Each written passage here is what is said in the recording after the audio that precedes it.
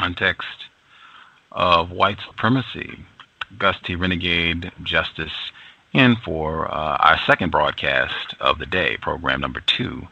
Hopefully, again, sharing constructive information on racism, white supremacy, and most importantly, how we are going to replace that system immediately.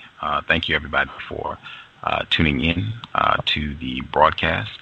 I want to hop right to work. I think we had Dr. Booker T. Coleman on the broadcast just a few weeks back.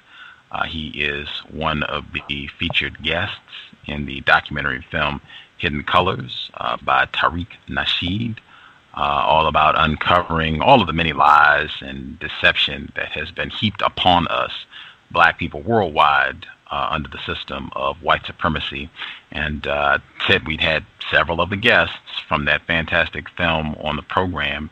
And as our 2011 Blackout continues, thought it would be fitting to get one of the other guests on the program to share fantastic information. Our guest for today's broadcast, he will be holding a webinar this coming Sunday, September 4th. So that would be not today, obviously, but next Sunday. Next Sunday, September 4th. The webinar, it will be all about his book, The Wounded Womb. This, again, will be Sunday, September 4th. You can get all the information about this event. You can go to the website. It is uksnow.org.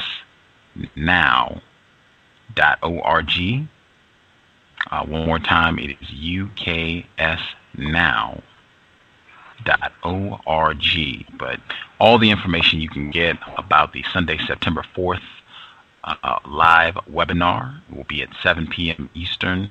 Again, examining the wounded womb. It will be Q&A. You'll have an opportunity to call in and ask questions and get more details about the book, more information if you've heard this book discussed before, but the author will be there available for, I believe it's at least 3 hours, Q&A to get your questions answered and just to get more about the book. So that will be, again, live next Sunday, 7 p.m. Eastern, next Sunday, September 4th, and you can get more information, the website, uksnow.org. Again, our guest for today's broadcast, not only will he be featured in that webinar next Sunday, extensive resume. He is in the documentary film Hidden Colors. He, what to say, founder, director, and pastor of the Temple of the Healing Spirit, as well as the Self-Healing Education Center. He is a certified member of the International Association of Counselors and Therapists. He received a doctorate in hygienic health sciences and classical naturopathy from the Life Science Institute of Texas. Extremely informed. He has written, researched, done thousands of videos and interviews. I'm sure folks are very familiar with his work and really appreciative for the opportunity to have him on the program to learn more from him. Joining us live, Dr. Phil Valentine. Dr. Valentine, are you with us, sir? Yes, I am. Outstanding. Thank you so much for sharing some time out of your busy schedule. I know you have a lot on your plate. We are really grateful for the opportunity to hear from you, sir. Thank you for your kind invitation. We have been pretty busy now in our preparation for this Sunday and the following Sunday after that for the 10th. Just to make sure that with my senior Yin, she talked it sounded as if the word UKS sounded like an F as in Frank, but it's U as in United, K as in King, S as in Science, now.org. And on the page, on the home page, there at the bottom right, we would ask the family to put their email addresses there, because the email address is what we are going to use to send them the link and invitation to that upcoming webinar. So they must register for the webinar, and they will be receiving, if I'm not mistaken, they will be receiving also a password that in order to be able to attend the webinar. So we're saying to the people as well that the webinar can only hold 100 participants, and these participants will be joining in from around the world. So we're asking everyone, if they are truly going to be participating, to register as soon as they can. Now, you know, our people are last-minute people. We kind of just bum rush at the last minute to do things. But we ask people to be prepared to get started from today to begin to register for that program. Again, at UKSNOW.org, and there on the home page, the bottom right-hand corner is a place for you to put your email address so that we can send out in the next posting your link to your registry and invitation. Outstanding. I will make sure to give out the address again as we go through the broadcast so that people will know where to get the information. And as he said, just put your email in at the bottom. I did that, and you'll get the update, get an email with all the information. Really simple. Right on. This broadcast, the context of white supremacy, I have unfortunately concluded that we are in a global system of racism, white supremacy. I use those two terms as synonyms, and I use the same definition for both terms. Definition I use is as follows: a global system of people who classify themselves as white and are dedicated to abusing and or subjugating everyone in the known universe whom they classify as not white. Do you believe that such a system exists, and do you think that is an accurate definition? I think it's a precise and accurate definition, as in the context of Dr. Neely Fuller, as he so eloquently placed it in his work, and as expounded by Dr. Francis Cress Welsing. Okay. Before I hopped into what you're going to be doing with the webinar, we had a guest on live from Nigeria earlier in the day, Prince Justice. He's written about racism extensively. And one of the things he kept emphasizing was the damage that religion, specifically that racist man, racist woman, their different religious systems that they've brought in, the damage that they've done to black people. And I know you are familiar with that, and I've heard you talk about how believing in those different white, so-called European religious systems really sets us up to be taken advantage of in all sorts of different ways. Just could you share your thoughts on that really quick before we hop into what you're going to be doing next week? By all means, I would be more than happy to. In fact, when I began my, for want of a better word, ministry into attacking all of the different bulwarks of racism in Western Hemisphere, the first one that I did attack in my young years on the path was religion. I was raised a Catholic, and I know it firsthand what these priests did in my land in Trinidad. And when I came here to the Americas and was put into Catholic schools, and then what I began to study of the history of religion, of the history of the Catholic religion, the history of white religion itself, and how it was used as one of the many ballistics and the weaponry used to undermine and to, as so far temporarily, conquer the dark peoples of the planet. What I did was, and the brother there in Nigeria knows definitely if he were to tune into some of my earlier tapes, was to break down the fallacy of the Bible as a historical piece in the context that they use it for their own gain, and to show it as a mystorical piece, which is a mystery system embedded within the storylines where the names have been changed to protect the guilty. So what we have done personally in my work was to show what Western theology, or what I call theocracy, and what I call the disease of people who are caught up, especially our African peoples who are caught up in the religious system of white supremacy. I call the condition and symptom theopsychosis. And many of the people that are afflicted can be seen in the churches that are run by some of the psychiatric doctors who essentially patrol that particular asylum every Sunday from a pulpit. And the theopsychosis can be seen in the whipping up of frenzy. It was a tactic that our ancestors used to go into other realms, but that tactic was contained in such a way psychologically as to be able to whip up that same frenzy that we use to go in to automatically use our bodies rather than telephones or telescopes or any of these other types of external machinery to enhance the recessive senses of the whites.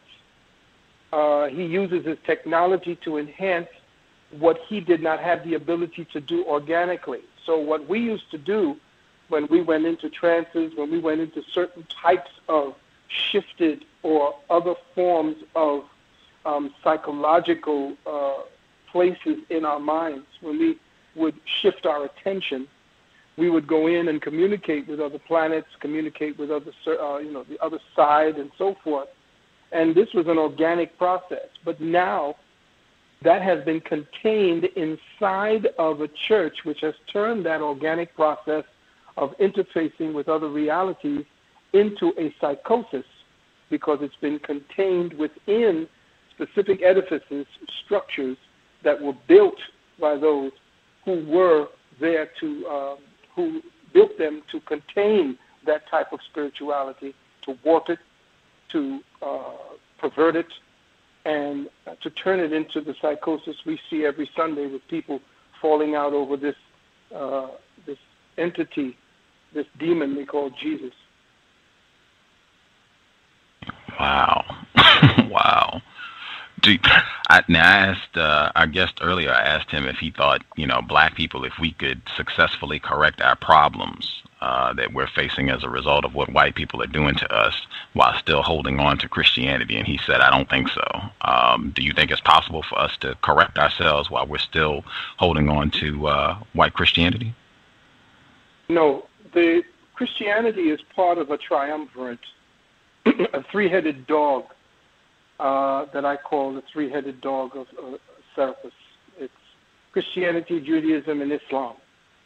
This three-headed dog is attached to the same body of control, and most of the orders that come to that dog to tell it to heel, to sit, to roll over, comes from the Vatican.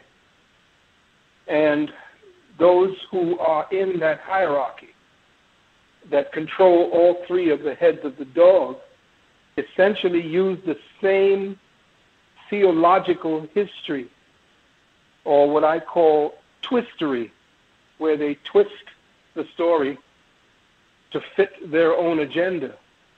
So if you look at so-called Christianity, you will see that it is a direct theft of the ancient Cushitic Dravidian or Cushitic Harappan theology that came up before the attack of the Aryans into that part, where they amalgamated, because they found now that the Brahmins of India are essentially the same blood type as the Ashkenazim Jew of the Caucasus Mountains.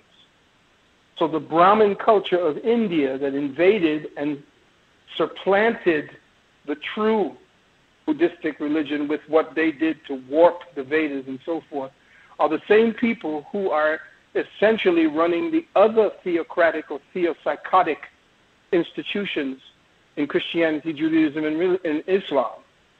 So if you look at the Brahmin literature, you will see there is an entity called Brahma. And if you look at the way that was twisted, you will see that Brahma, when you change or juxtapose the A, you get Abraham or Braham. So Abraham, Brahma, and all of the fathers that they call, because remember, Islam, Judaism, and Christianity call Abraham or Brahma their father of their religion. So if you see the tie-ins of how this mosaic of theopsychotic entities that have created a necklace of psychological death to our people are all connected. They changed the Vedas so that people who are dark are considered the untouchables, who now call themselves the Dalits. And over here, they shifted and warped the tenets of their religion to talk about us as Ham being damned and being damned by our color. So it's the same thing all around. Like Dr. Neely Fuller said, it's a global institution, and there are certain people running it to suppress the true spiritual people of this planet. Context of white supremacy, our guest, Dr. Phil Valentine. When I spoke with you earlier, I was eagerly looking forward to having you on the program. I said one of the things that leaped out at me when I saw Hidden Colors, your segment where you were explaining the Statue of Liberty and how that relates to the patron saint of Manifest Destiny. And I was really excited about getting more information about that for our listeners. Can you explain a bit of that? Well, by all means. Manifest Destiny, what you see, the figure of Columbia that you see at the Columbia Pictures, well, that particular picture of Columbia Pictures is actually an offshoot of the original picture of Columbia during the time that was called, the time that became Manifest Destiny. This happened in the mid-19th century, during the time when the United States began its expansion from the east to the west. In other words, killing off all of the Native Americans that they could, massacring everyone in this premise that they were somehow deemed to have been given this task to bring democracy and light and love to the world. But first they had to wipe out everybody human or any buffalo on there. And in fact, a picture was actually painted that depicted what it looked like, what Manifest Destiny looked like. And the artist's name was John Gast, G-A-S-T. And he interpreted what the principle of Manifest Destiny was about. The principle of Manifest Destiny was actually articulated first by a man named John O'Sullivan. John O'Sullivan was the editor at that time of a very, very influential United States. He was like the editor-in-chief of these magazine or papers that they were sending out at that time, called the United States Magazine and Democratic Review. And they were very much into the expansionist doctrine of, you're conquering for the better of the planet. And he gave that name Manifest Destiny in about 1845. And he said something to the effect that the fulfillment of our manifest destiny to overspread the continent allotted by Providence for the free development of our yearly multiplying millions. So what he put those words in to structure the wordings of what became known as Manifest Destiny, John Gast just then took that particular phrase and painted a picture of a woman, a white woman with blonde, long tresses, floating above a scene. And the scene below in front of her a very dark plain. And in that very dark part of the picture are Native American peoples, buffalo, wild horses, trees, plants, everything organic. And behind her is a picture of trains belching smoke and houses and wagons and all types of brightness being shown in the background, and towns with white people, with farms being put up. And if you look, you'll see around her arm there is a wreath, the Roman wreath that they put on the head of Caesar. And in her hand, in her left hand, is a book.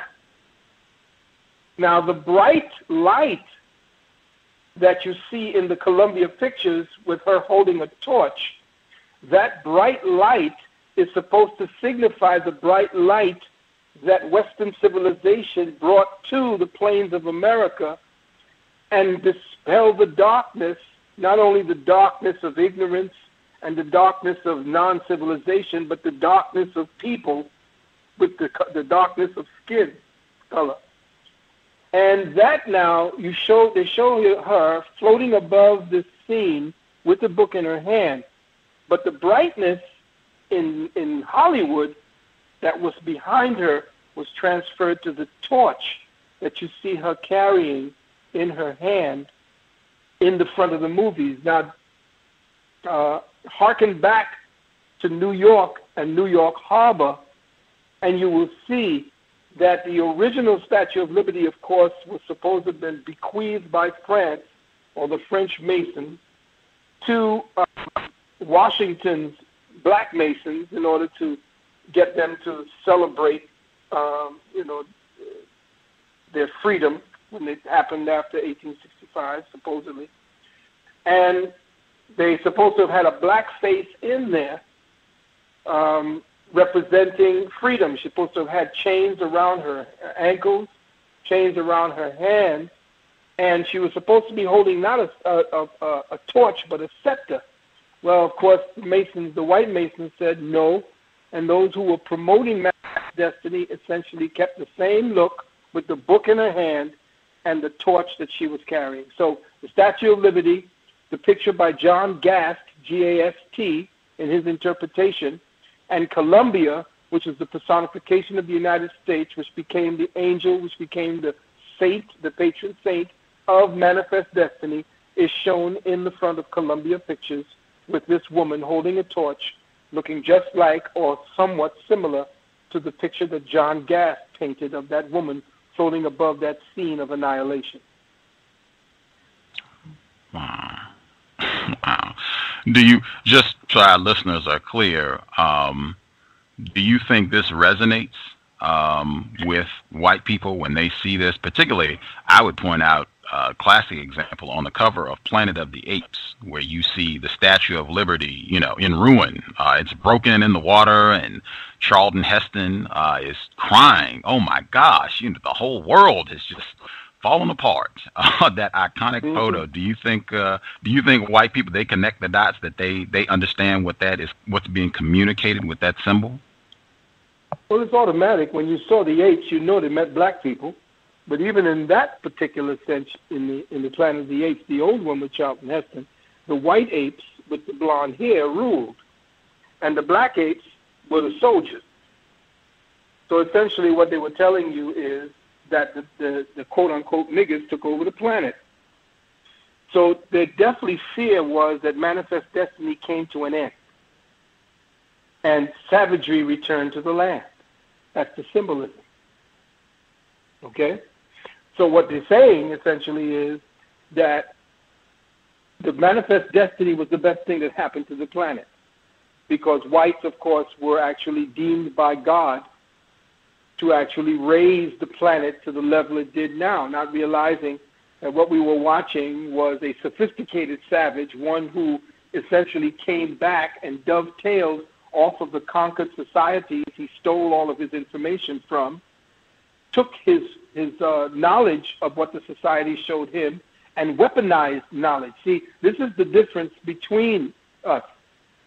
What happened was when we ended up extending ourselves to teach the Caucasian, when he came into Africa, to Timbuktu, to Abu Simbel, to these places to learn, he took what he learned, which was based on the deepest of wisdom and knowledge, and he weaponized it.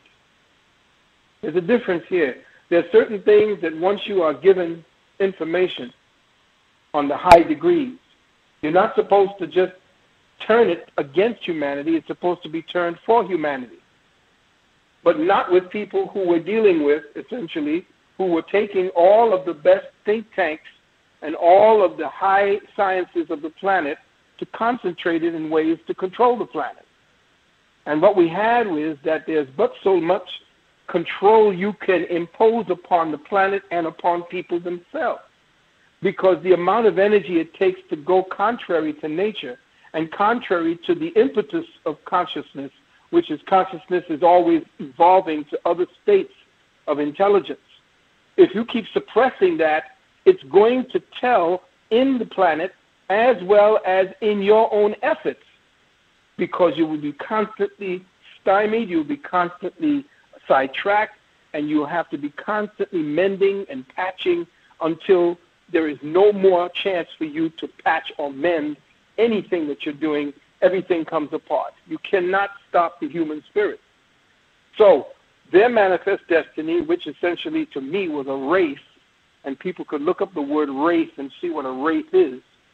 It was a race that temporarily put a blight upon this continent, wiping out certain peoples, and now it has run its course. There is a whole other entity or energy that is about to come in and take over now, and he sees that there's another reality coming up, and it's going to do like a tide. I told people that it's going to be like the tide. The tides go come up, and sometimes you could stand on the beach and there's hardly any beach, but then there are times of the day when you can come to that same beach and the water line is way out. Well, that's what's happening at this time. That flood, that high tide that we got, that temporary high tide, was Western civilization. Right now the tide is going out, and all of the debris that tide brought in that was now being taken out, that is what is left of Western civilization. We are beginning to see it begin to be swept clean. There is a change. Wow. Context of white supremacy. Again, our guest, Dr. Phil Valentine, the workshop webinar next weekend, next Sunday, September 4th. Get more information, the website, U as in United, K as in kinetic,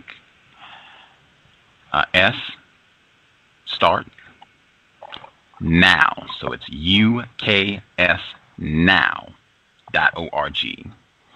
I believe my co-host, Justice, I believe she's also with us.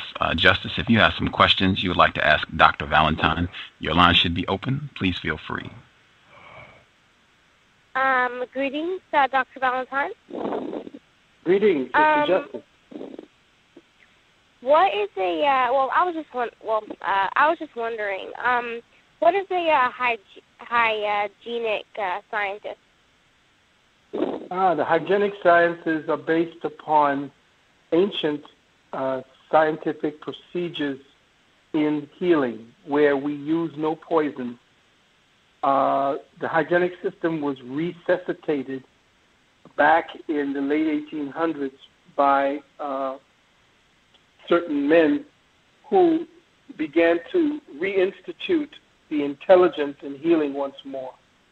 What happened was the Civil War, they began to investigate what happened to all the people who had died in the Civil War after being wounded, and they found out that just as many people who were wounded and cared for by doctors were killed as were killed outright on the battlefield, because of the types of medicine that they were using in order to try to heal the wounded. And in the investigation of how Western medicine was being conducted at that time, they began to go back and look at the way that they were approaching medicine and came up with this system called hygiene, which is named after the Greek goddess Hygeia, who was the goddess of health and wellness. And of course, when we talk about the Greek civilization, we're talking about the African civilization, ancient Kemet, which essentially was the foundational premise for Greek civilization in the first place. Going back into studying anything having to do with it, you'll see that all of Greek civilization essentially took everything they did from Kemet, and the prophet, master, teacher, Imhotep became the patron saint Asclepius in Greek medicine. So we take the Hygeia or hygienic sciences and we have now Africanized them again, and we teach it in a form called classical naturopathy, which we offer as a course here at our University of Commission Sciences.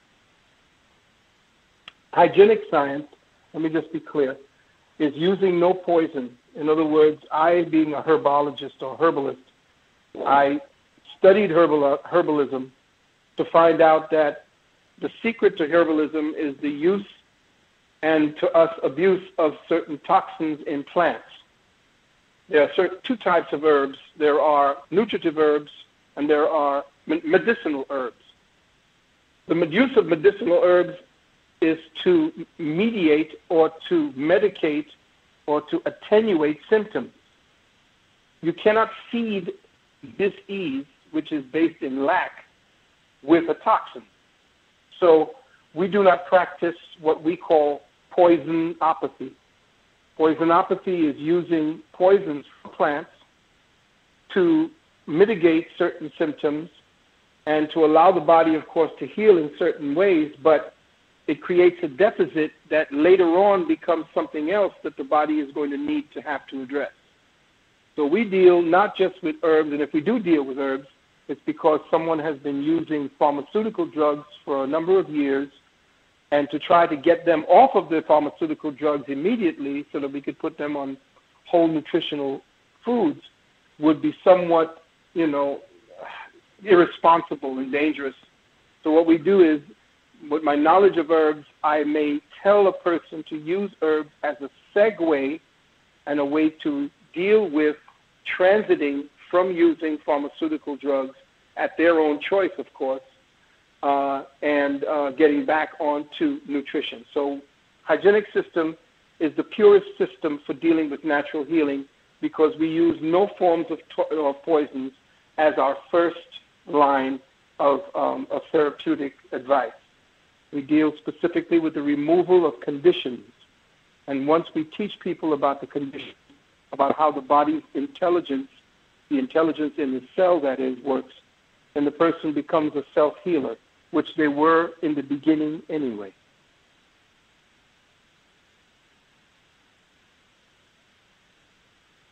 How does being an author help to replace white supremacy with justice? How does being an author, I'm sorry, say that again? How does being an author help to replace white supremacy with justice? How does being an author help to replace white supremacy with justice? Well, an author gives you the latitude to be able to put down in words that begin to interface with people's minds. The good part about reading a book is that you're actually reading the mind of another human being. And if that mind is profound in its ability to transfer information through those words, then you've reached another mind firsthand. Words come right directly to your understanding. They're not as succinct as the way pictures work on the subconscious level, but since we're operating on the conscious level, words are used for people to articulate consciously so that they could perceive subconsciously. So yes, writing the book has allowed me to put into words all the things that my brothers and sisters need to know and to get to their subconscious firsthand immediately so that I could transfer that information to them. And remember, when you're reading a book, you're participating. It's a two-way kind of activity. It's mutual between the words of the author and the person who's reading. But when you're looking at TV or you're looking at a movie or anything like that, you go into what is known as a alpha state, and that alpha state puts you into your conscious mind just completely goes flat. And what you have going into your mind could be anything. There's nothing there. There's no screen. There's no filter. There's nothing there, and all that information, all the information that's in the pictures and all the sub-information that's behind the pictures are going directly into your mind and into your subconscious without your filter. But when you read, you're participating with the words. You're participating with the ideas that the words are conveying. The words are painting pictures, and your consciousness are orienting the colors of those pictures, the way those pictures look. Are you now taking that information and doing it for yourself? Whereas with television and those other mediums, you're not allowed to.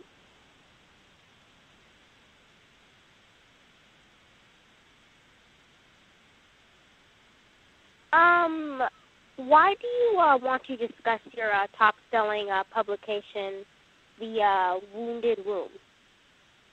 Why? Because I would like to reach out to many of my sisters to let them know what has happened to them, just as much as I've been letting my brothers know through the other tapes, because I believe, and I know for a fact, I'm beyond believing, that our sisters carry within their womb, within the cells, within their mitochondria, they carry the library of all of our experiences going way back to the beginning. So it is within her womb that we regenerate the race, that we regenerate the species, that the species lives or dies on the health of the womb. Of course, the health of the man and his sperm also is very important. But the womb, as I say in my book, is the tabernacle. It is the altar upon which life becomes, substantial. It comes from its essence to its solid form in the womb. And it is in the mind of the woman that helps to shape the mind of the child from the time the child is forming in the womb. So when they attacked her. They attacked us, of course, back during the feminist days. And when they attacked us, the men, they undermined us through what they made our women believe about us. They created an incredible schism between us, the black man and the black woman, by creating a massive distrust in men, in their men. So black women began to distrust their men because the white women began because of the monies they had, they began to promote all of what was bad about men. They began to undermine the fundamental principles of family, of the man and the woman in the house, of the man as the first authority and the woman as the secondary authority. And we lost that bonding that keeps a civilization and a family together. They elevated the woman, if they wanted to call it that. I think that they degenerated her, but they took her out of her throne, dethroned her from the place in society and family, and threw her into the male sector of society and told her she was equal and could do anything a man could do and even better than a man. Now, with that lie and that illusion leading her for the last 45 years, it has helped to undermine the male principle, because once you elevate a woman and give her the job of a man, you de-escalate and de-elevate a man and superficialize him to the point where he becomes redundant and no longer necessary. which then dovetails into why we have 2.5 million men in jail today.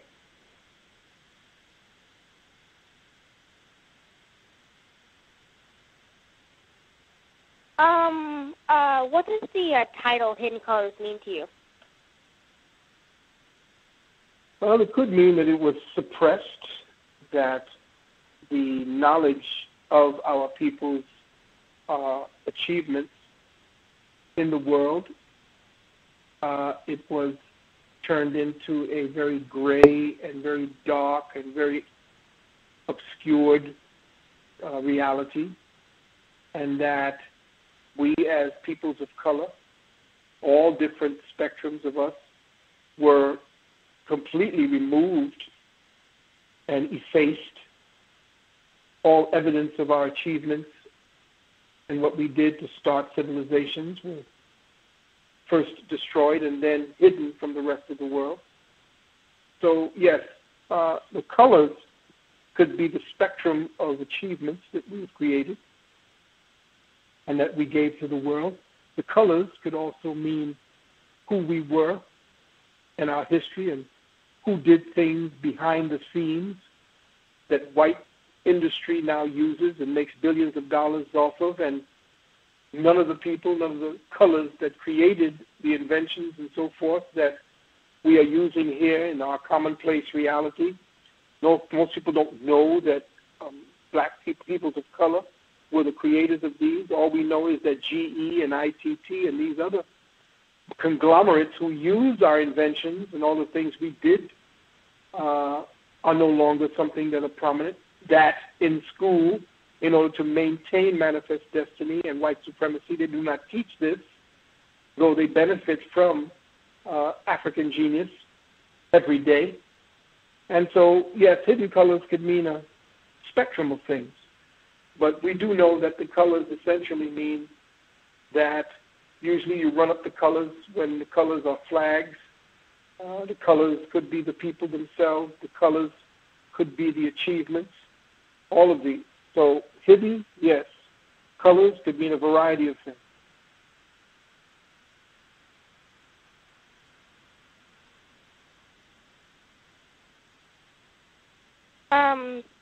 What are some of the main things non-white people should look out for in the film Hidden Colors?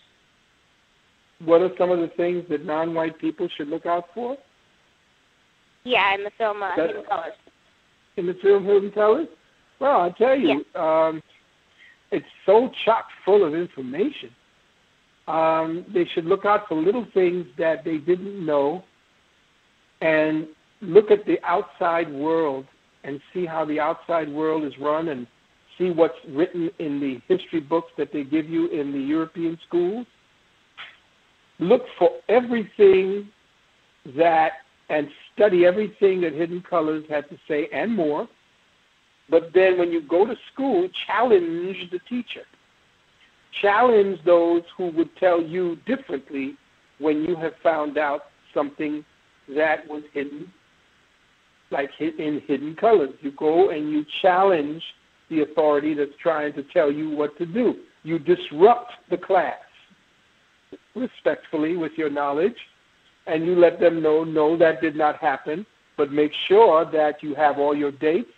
Make sure you have the information for them to refer back to, because they'll just tell you, no, that's not it. Where do you get your source from? And then when you tell them the source was from Hidden Colors, but Hidden Colors got it from A, B, C, D, and that those pieces of information curve back into stuff that was hidden by whites, that were written by whites, then they have nothing to say.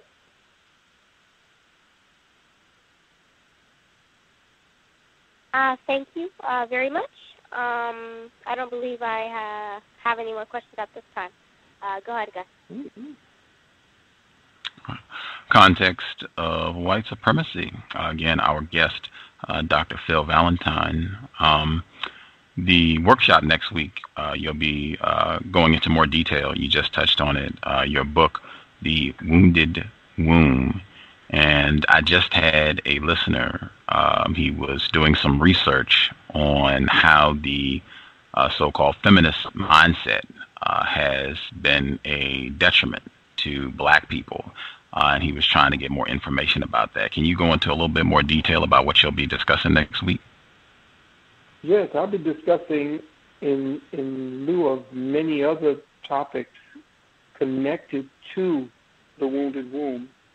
I'll be discussing feminism's role in diverting the intelligentsia of the black civil rights movement into this place where the so-called independence of black women was somehow the next stage of their civil rights. In other words, black people had achieved civil rights, and even, what's her name, Steinem gave a clue when she said, after black rights, now female rights. So what she was intimating at that point was that after the civil rights movement, we were now going after the black woman. When they did that and enjoined themselves, now remember, the feminist movement was an exclusionary movement. They excluded men. And if they weren't excluding men, the men they brought in were essentially people that supported that undermining policy that feminism were dealing with. And that then gave rise to them enjoining themselves with the homosexual movement and every other movement that began to adhere themselves to the so-called civil rights totem. And what they did was begin to attach themselves to civil rights and use that to dovetail their own individual, quote-unquote, aspects and interpretations of civil rights. So they went after the black woman, and they got her. They got Coretta Scott King. She became feminized. They got our sister Malcolm's wife. She became part of the Boule. And they went after them, and of course, our sisters were doing it in a way hoping to raise their status in society by enjoining and becoming part of the status quo when they began not realize that it was there, what they were pushing in their policies that were promoted like by people like Steinem and black feminists like Audre Lorde and Angela Davis and all the rest of them that came out from that ilk. They began to promote independence in women, which was the same slave context, the same slave blueprint that they used. Turn the tables, flip the polarities.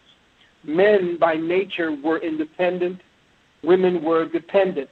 That dependency didn't mean they were weak. It meant that they had a specific dependency. We depended on one another, but we solved our compatibility in different ways. The masculine principle, being independent, gave him the ability to solve problems quickly for the woman. So he could go out, hunt, find the right place for her to be, to raise the child, to do all these things. Independence is what drives the masculine principle. When you subvert that and you make him dependent through the mother, by teaching the mother that you raise your child in a certain manner, or else he will be killed like his father, which is what you see today. 75% of the black household is now raised by its women. You see now that you shift that equation, making the man dependent and the woman independent, which is against her nature. It looks good in the beginning when you have a society supporting your, quote, independence, but then there is something intrinsic to the psychology and the inner makeup of a woman that is not about being just independent. She may want that for the moment, but then she may then begin to see her own psychic instinctive needs begin to pull her back into that dependency mode. Now that she's independent and got all that she wants and all that she's ever gotten before, now her dependency is becoming this emotional situation, and she's filling up the doctors and psychologists and psychiatrists' offices now because she's dependent on that thing, that intangible thing that she cannot get in her social independence. And that was the trick. That's what pulled her out of the home. That's what made her become contentious and combative with the masculine principle rather than compatible. So the feminist movement, which was created by Rockefeller, funded by Rockefeller, and given the kind of monies to be able to promote its agenda, is what then undermined what the civil rights movement was supposed to have done for people, black people, collective as a family. It separated us. It drove a wedge between us. And now we have this madness, this sickness, this collateral damage that we want to call black society today. And now we wonder why. Do you have, I'm sure you know, a lot of people, I suspect, a lot of black people, males and females, would be resistant to the view that you just shared with us. You obviously, you said during the Q&A next week, people who don't agree, they'll have an opportunity to call in, ask questions, what have you. You said you're able to decontaminate. It seems like you have figured out a way that you can correct folks who, I guess, have been contaminated by this feminist mindset. Have you had success in revealing your information and getting people to kind of change their view about so-called feminism? Well, feminism now has become an insidious mindset that most people don't even know they've been infected. They don't even understand that the adoption of certain language and the behavior that goes concurrent with that language, the acting out and the participation in certain things that are based in and were created by feminism, supports that. It gives it a matter-of-fact reality. Let me say that again. It becomes matter of fact, which means, oh, that's normal. That's something I recognize as part of my reality. There are young people today that are raised in the reality that feminism created. They're living now as if this is the way their ancestors lived. They know nothing else. They do not understand or understand that the war, the ongoing war of white supremacy, is to use every tactic, every weapon it has at its command, even if that weapon be a woman, even that weapon being a man. Whatever weapon they use, they're going to use it, and the best weapon they could ever use is psychological weapons. And one of the best ways to undermine a population, as they said in the so-called Willie Lynch letter, is to turn the black woman against the black man and the black man against the black woman. How much easier is that? How much harder is that to understand? All the tactics that dovetail from just that particular line alone should make us wary about anything that white people are promoting, period. So if Gloria Steinem, who has been outed by her own, which is essentially a group called the Red Stockings, which was a fanatical feminist movement who found out that she was a CIA agent. When you find out that a CIA agent was responsible for the feminist movement, and she was the one that promoted it, she became the spokesperson, the icon for feminism. What does that tell you? It tells you that the CIA, who is actually created to undermine and destroy governments, had a CIA agent working in the head structures of the feminist movement that essentially changed the mindset of all women. So let's take that into consideration. If the CIA undermines governments around the world, what was the CIA agent doing at the head of the feminist movement, and why are black women now adopting feminist ideologies? If the case is that they undermine governments, well, the first thing you must think is that they undermine the government of the family. They undermine the government of our black society. They undermine the government of the minds of each of your women. Understand that the weapons and the weapons of war change. They become more and more sophisticated. Therefore, the kind of analysis must become ever more sophisticated. And this is what this is about, what the Wounded Womb is about.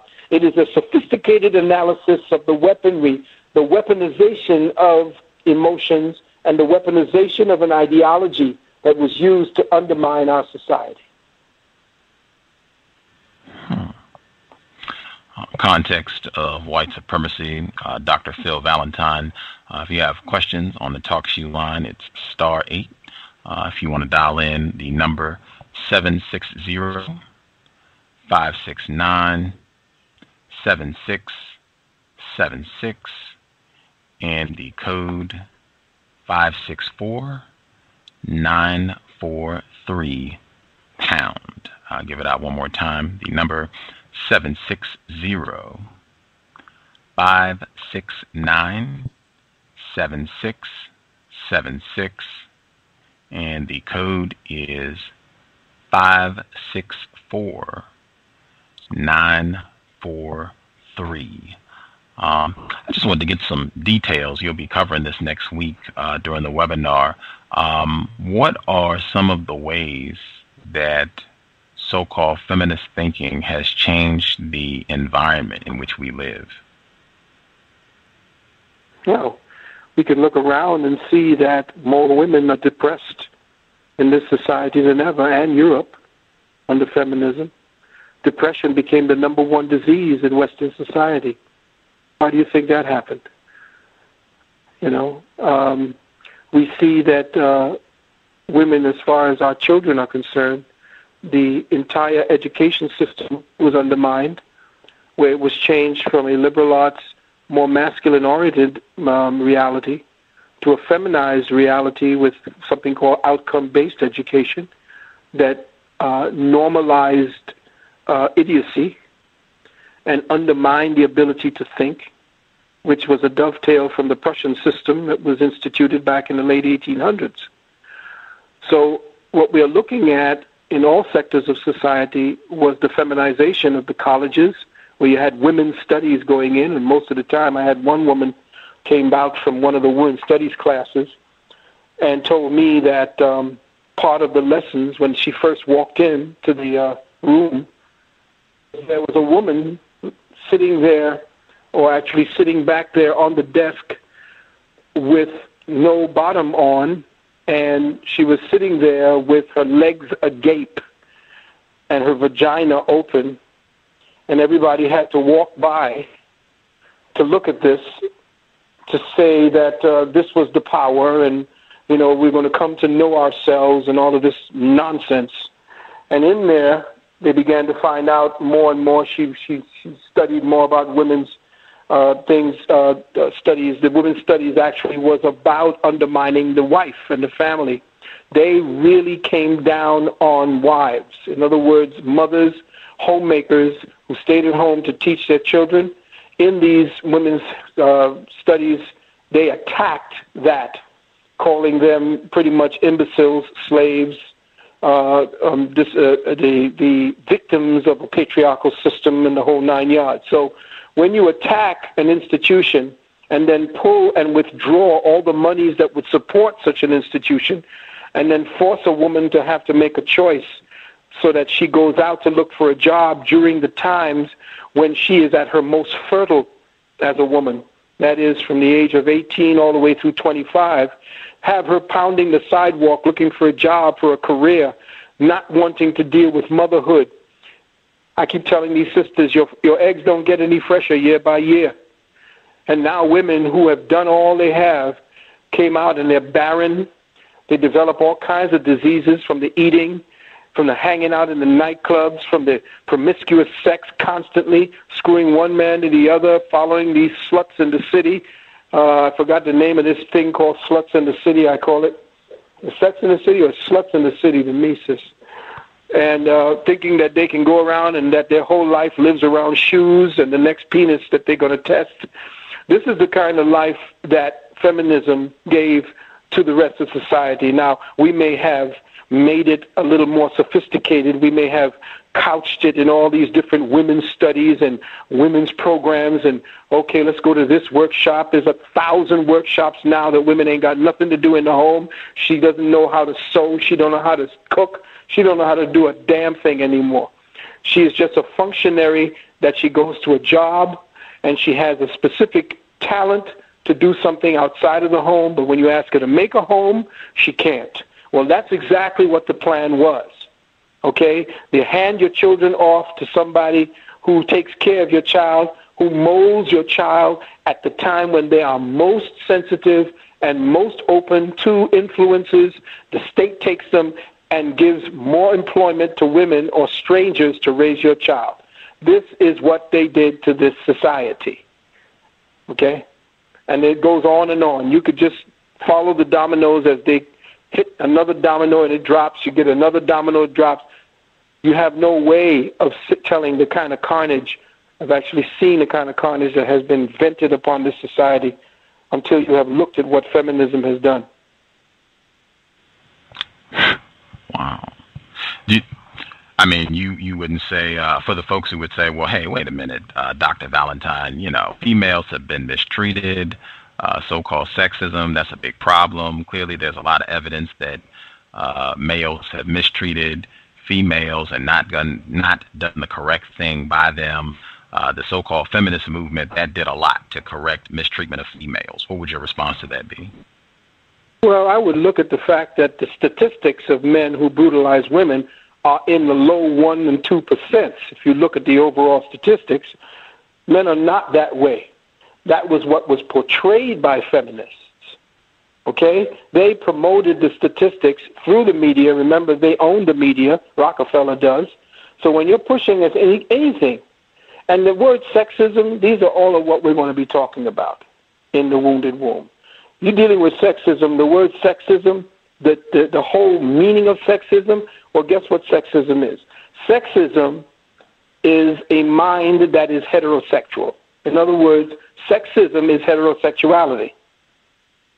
So yes, I am a sexist because I am a heterosexual. Sexists know their place. As a man, I know my place. I don't want my woman's position, and I don't want her taking mine.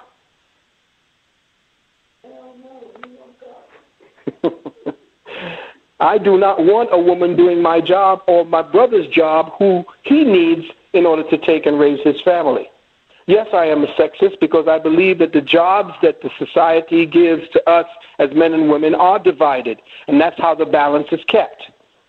If I have a woman that's fighting with me in the workplace, and this is why women can't understand what's happening, this very thing that feminism has done has stunted the growth of men and has caused men to remain in an adolescent state. And you can look at all these movies that you see out here with, what is this thing when they, I forgot the names of these movies where you see this guy sitting around with a beer, crushing it against his head, scratching his scrotum and talking about party, party. And this guy is like 25, 30 years of age.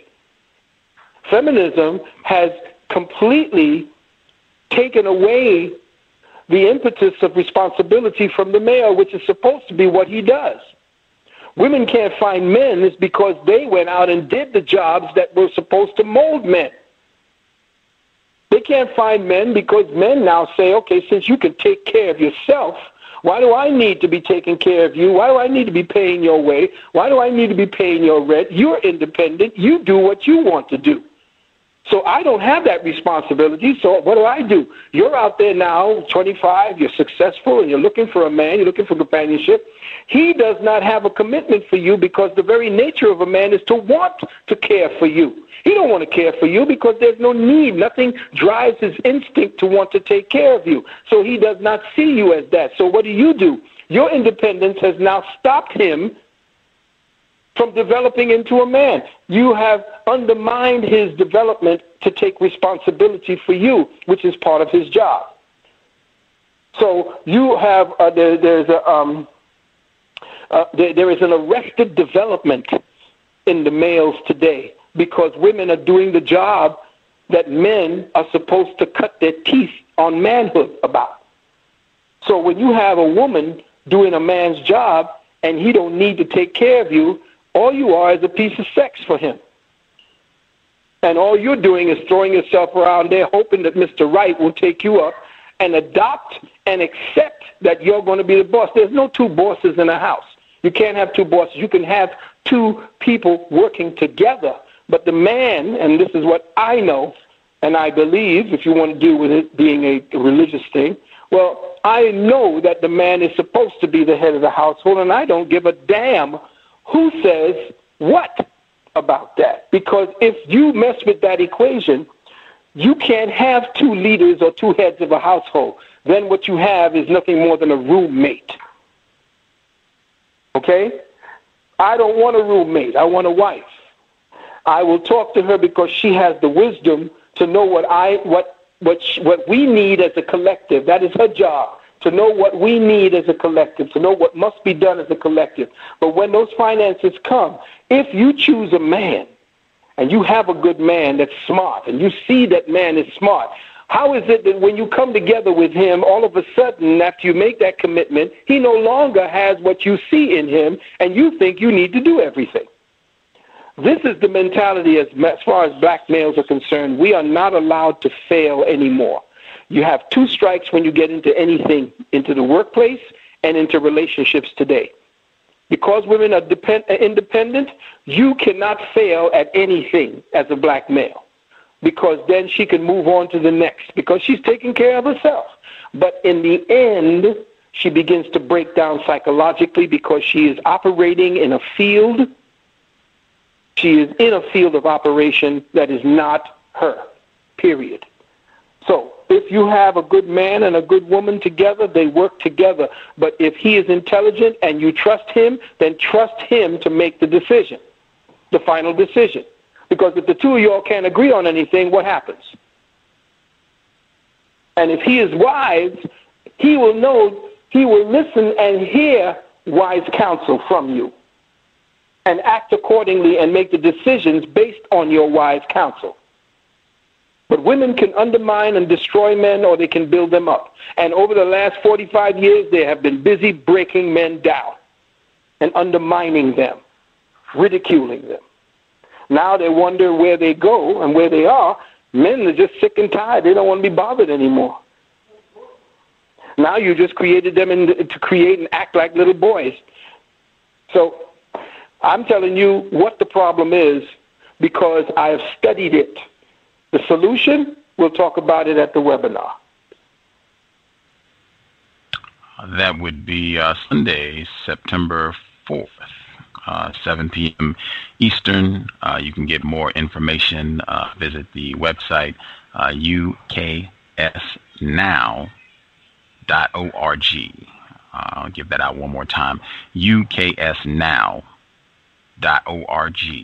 I just want to be very clear. In your opinion, it's obvious, undeniable, the so-called feminist movement, this was strategically engineered to bring about this result. Everything that you've outlined, the depression, males in a state of adolescence, conflict between males and females, all of this was strategically planned with the so-called feminist movement, in your opinion?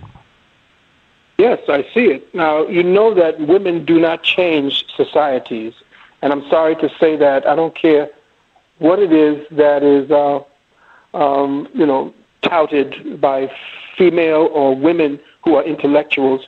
Women do not change societies. They change within societies. Understand the difference. They change within societies. But women do not change societies at the fundamental level. Men do. Now notice that we have not yet changed the conditions of black people ever since Oprah became a billionaire. Check the science, family. Women do not change societies. They change to adapt and adopt to the society. So the one who made Oprah, those who gave Oprah the monies to become Oprah, to become an icon for the women that they needed to control, the black women, because they no longer had Coretta Scott, they no longer had Malcolm's. They needed a white caricature mammy. That's why everybody liked the fat, plump Oprah, because she was an icon caricature of Mammy Beulah. She was the perfect icon because she could cross borders. Whites will accept her because the feminists demanded that she be accepted, just like the feminists demanded that Steven Spielberg, they went to Steven Spielberg and demanded for him to make The Color Purple. This is what we're talking about. Women do not change societies, men do. When you suppress or destroy the men of a society, you now have the women take it over to run it the way you want them to. If you don't understand that equation, then we will never change our condition as African peoples here. You saw the society barely beginning to change when the Honorable Elijah Muhammad came up. That was a man. You saw the society begin to change when you heard Malcolm. That was a man. You saw the society change when you saw Marcus. That was a man. You saw the society begin to shift with Martin. That was a man. Nowhere did you see the leadership come up from a woman. She leads under. She leads behind. She does not lead out front. We do not have a frontline leader anymore. Don't even try to even think about Barack Obama. So do not think that our African condition is not connected to the gender equation that undermines us at the fundamental level of our thinking and our instincts, because that's where they got us. You do not have any weapons, and the people who are supposed to be working on figuring out what's going on, the scientists of our black community, are not dealing with the metaphysics of our oppression. They're dealing with the physics, the economics, the police brutality, and all of that. These are symptoms. We have to get to the fundamental level where they have us, and that is when they get our children to propagate this madness. We have to get to the fundamental levels of where they control our woman and get her back. Snap her out of this feminist illusion. Snap her out of this this coma that feminism has put her in. These blinders that they've put on her. We have to rescue her as men. And ain't no men out there that's ready to die for a cause anymore, because a man dies for his cause. A man is what he does, not just what he talks about. That's why I helped to bring out the University of Commission Sciences. That's why I established all the things that I did establish. You do as men. Don't just talk. Rhetoric, that's for women. Women like to talk. Men do. And a man is what he does.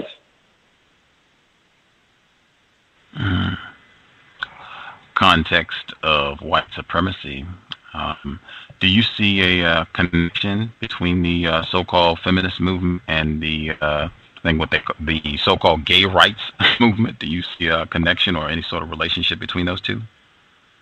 Oh yeah, the feminist movement involved. In fact, they recruited the gay rights movement as the agitating arm of the feminist movement. They needed them to be the adjutants for their cause.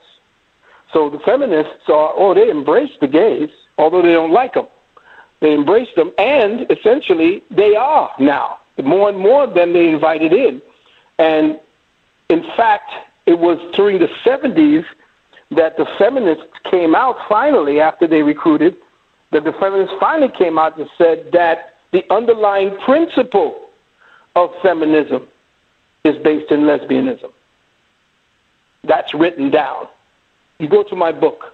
In fact, if people who wish to get my book, they can go to lulu.com, LULU.com, and in the search box, just put wounded, WOUNDED, womb, WOMB, and it'll put you right onto the purchase page. I have two sides. There's two parts to my Wounded Womb. There's part one, which is the anatomy and metaphysics of women's diseases, and part two, which is the politics and economics of women's diseases. And in the part two is where I discuss how feminism and other forms of isms attacked and undermined the black woman in this society. Can we get the address at Lulu one more time? Is it lulu.com? That's correct. Lulu, LULU.com. And then when you go up into the search box, put Wounded Womb. And that will put you directly onto the purchase page. Okay. And for those of you who've never seen it or know it, the book is a 700-page manual. It was 1,000. I had to remove a couple of hundred pages because I didn't think anybody would be buying a 1,000-page book, and it was too expensive to print. And if anybody wants to know whether or not what I'm saying has any validity or can be corroborated? Is there any kind of evidence? I have over 125 in the back of my book. I have 125 book and article references that they can go to see that I'm not just talking off the top of my head. Wow.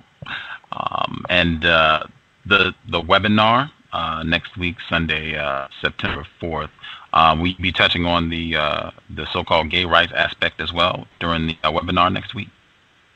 Yes, I will. I will be speaking about what this whole thing is, not just politically, but again, most people have not analyzed the feminist movement, micro-analyzed the feminine principle, not feminist, but feminine principle.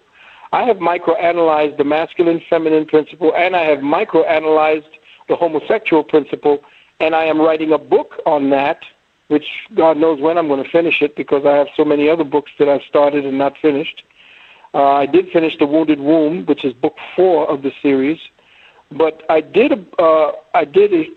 book. I'm writing a book called The Epicene Enigma. That is the Epicene Enigma. Epicene, just look that word up, Epicene. And the Epicene Enigma covers the origins and how homosexuality would come about, how to look for the signs for it and why it has come about and why it is so prevalent today. We will be going into that. And the common acceptance, I don't care what you want to be.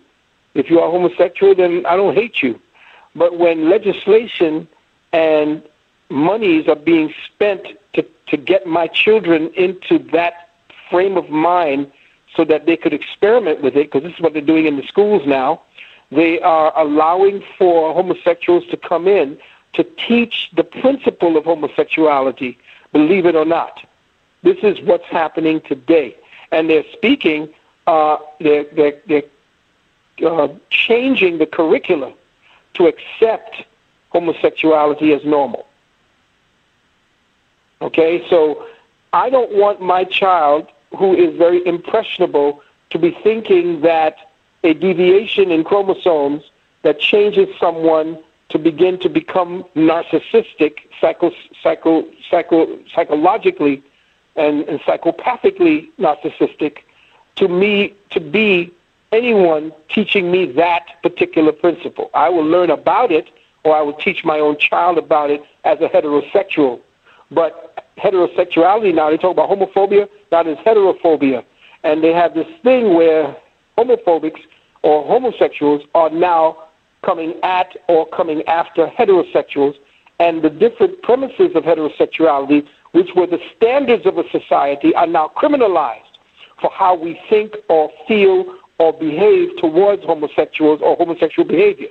We knew it by our own instincts that even the animals, horses, cows, and bulls, these animals, whenever a male horse wanted to mount another male horse, then all the horses isolated that horse because none of the females would allow that particular horse to mount her.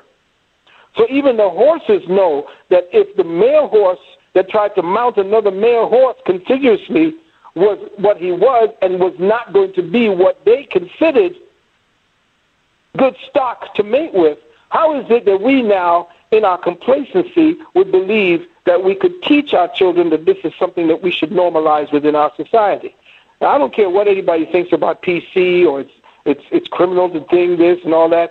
I don't want anybody normalizing some form of congenital perversion in the womb and telling me that the behavior should be something that is adopted by my children. I'm not having it. Just like they're not having me, I'm not having them.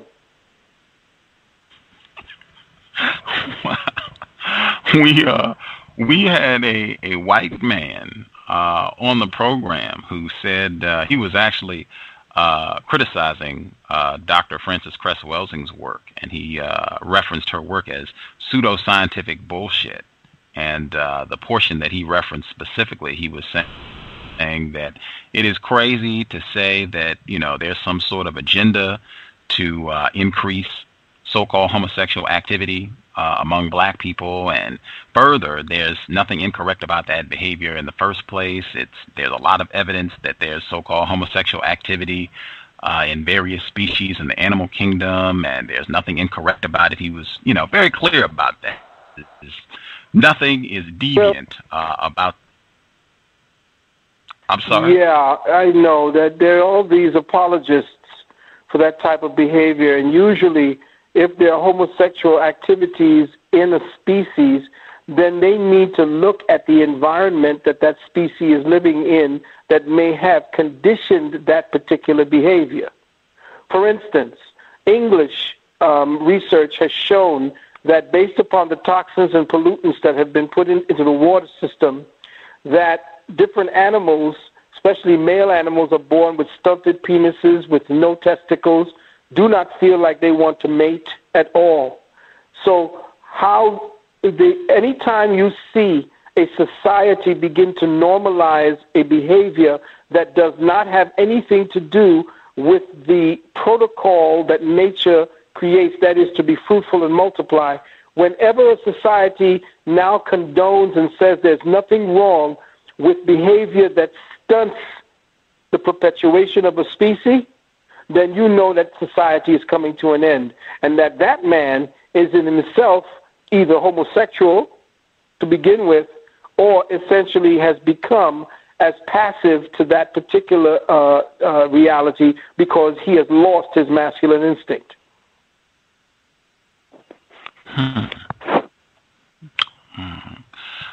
Can we get the information again? I just want to make sure folks have it. The webinar next week, September 4th, how folks can register, and anything else you want to share just to make sure we've covered that for next week. Okay. Just go to UKSNOW.org. That's U as in United, K as in King, S as in Science, NOW as in now.org. When you go up there, on the right side, down at the bottom, there is a little space for you to put your email. When you put your email in there, I will send, and my wife, Dr. Nalani, will send a link to you from the university. And it will come in the form of an office at cometaphysics.org. It will say office at cometaphysics.org, and it may say in the subject box that link to the webinar or webinar link, something to that effect. But there'll be a link there. They can go up on Facebook. If they're on Facebook, they can go into just go to Philip Valentine L.E.L.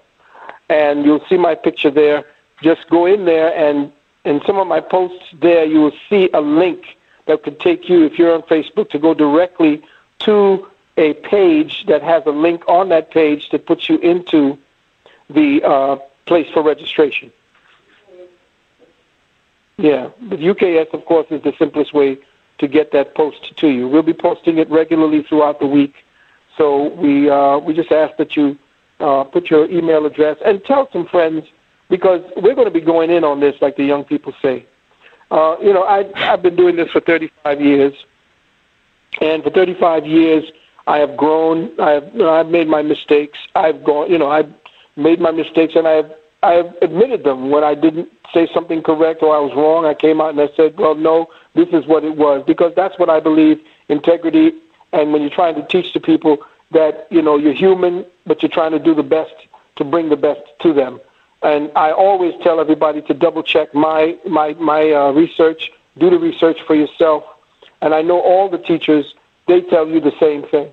And I've always said that if a teacher is not teaching you to be greater than his or herself, then that teacher is a pimp, and that teacher is one there who's creating a cult that wants you to follow him or her. All right? That teacher is supposed to teach the next generation to be greater than the previous one. And if they're teaching you just little pieces of information to make sure that you stay and become worship them as an icon or an idol, then that person is there feeding off of you like a vampire. Okay, I've never had any of my students, I don't want nobody following me at all. I want to walk beside them, and we're going to do this thing together. That's why I have a lot of people who come from my university, and I'm trying to duplicate myself. I'm not trying to get you to follow me, but I'm trying to duplicate myself. And all teachers, good teachers, are supposed to be doing just that. So we're prayerful that you would pass the word to people that you feel would benefit from this kind of information, especially those who are in school, young people who are in college, who are dealing with sociology courses, young women who are taking so-called women's studies. They need to know that this is the propagation of a specific tactic, a tactical undermining of our society by putting it into the schools so that our sisters will propagate that learning and thereby, when they become pregnant, propagate it through the cells that they've created based upon that learning. And they'll pass it on in the generation, just like they told us how to create a slave. What you do is you put the man in front of the woman who's pregnant and you kill him in the most heinous way. And she sees that and remembers that, and that's passed on in her genes, in her memory. It's a photograph that's passed on to those children. Well, you know that when you got our black women in these white institutions teaching them white feminism, you know what they're doing to deal with the mind, to cultivate the mind so that that passes on in her seed. That's exactly what we want the sisters and the brothers, the young sisters and the brothers, to definitely take stock of, to analyze, and to understand and understand that this is a tactical war for the mind, and that the way that you wage war today to control people has changed, has become 10 times more sophisticated. Therefore, we must become 100 times more sophisticated in our analysis. Once again, Dr. Phil Valentine, the website, C.O.W.S.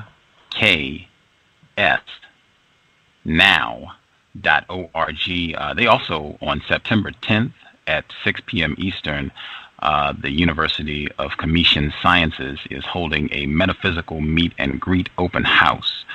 You can register, go to the website, uksnow.org, and you can register for the meet and greet September 10th, 6 p.m. Eastern. I wanted to give a quick check on the free HE line, make sure I didn't miss any questions. Mr. Nero, if you had any questions for Dr. Valentine, your line should be open. And the person 8753, did either of you two have a question for Dr. Valentine? Right now, I'm just taking it all in. It would be premature for me to ask a question at this time, but he's given a lot of information, and I need to give it a lot of thought. Sure. Okay. Let's see. And the person 5445. Did you have a question for Dr. Valentine? Just checking. 5445 and 8753. Did either of you two have questions? Yes. Can you hear me? I'm sorry? Can you hear me? Yes, sir. Yes. Thank you, Gus, and thank you, Phil. I have a question for Phil. What do you think about women today having midwives delivering children inside their homes instead of going to the Europeanized hospitals? I think it's exceptional. I think it's the way that we bring our children into the world without trauma, without the first thing being seen as a white man hovering over them, without them being slapped, without them being stuck with needles. If the midwife or the doula is a conscious doula, she would not cut the cord too soon. She would allow it to stop throbbing first.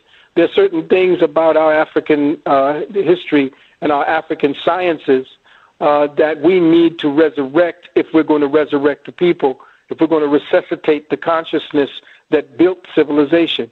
So yes, I think it is an exceptional idea that women stay at home and give birth at home, because that's the place where the highest vibration of the family is. So just the vibration of the home itself is conducive to a healthy child, because the environment of a hospital is disease. So think about that. And when you finish having the baby, they put them in this assembly line and line all these children up so you could look at them from behind a glass partition. No. I think it's an excellent idea. I think that the doula, being that the doula is conscious and the woman is conscious and she's doing the right thing, she's eating the right foods, and she's taking her Juice Plus.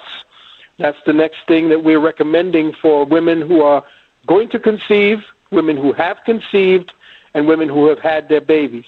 We are definitely promoting a product that we believe that after checking to see it, it was actually a product whose formula was put together by a herbal teacher of mine, a former teacher of mine, Dr. Umberto Santillo.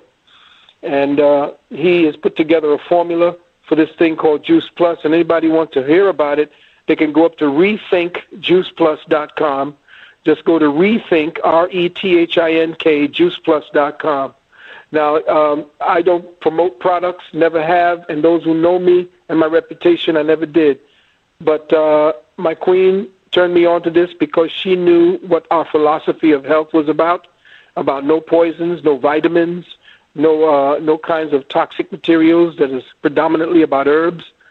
This, I found out, was just food, non-pesticides, non-GMO food, 17 fruits and vegetables in a capsule that will supplant and supplement all of the missing nutrients that we don't get even when we eat organic foods. So just on a side note, anybody who wishes to know how to enhance their nutrition, they should definitely check the Juice Plus at rethinkjuiceplus.com. I have another question right quick before I leave. What do you think? Yeah, what do you think about getting a group of lawyers to possibly file a lawsuit against they're trying to implement homosexuality to like kindergartens? Well, it depends, because some of the lawyers might be gay themselves.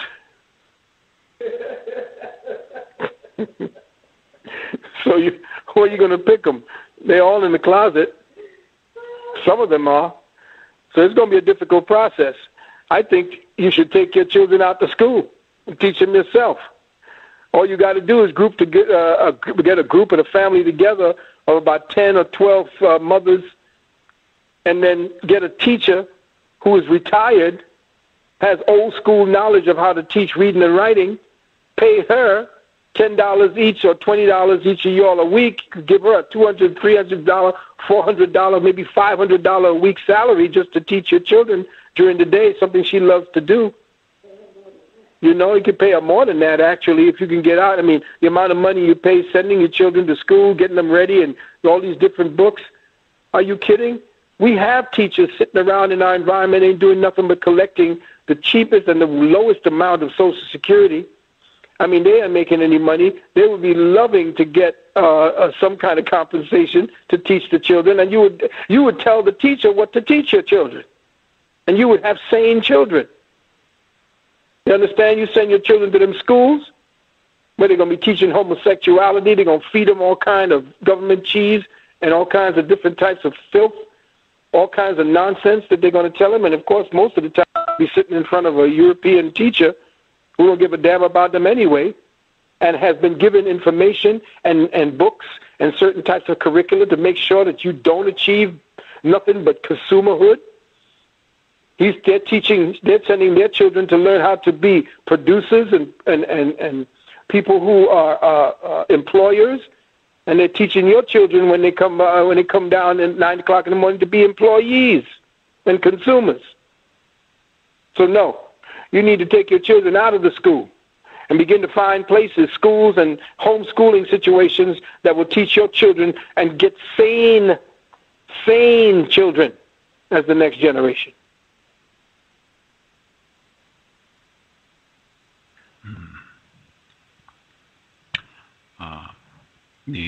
Thank you for calling in with your questions, sir. I appreciate it. I think there were two other hands. I think Justice said she had a question as well. Justice, if you had a question for Dr. Valentine, go right ahead.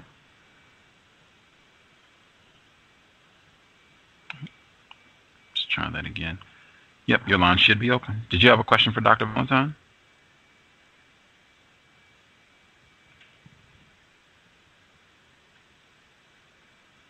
Hello?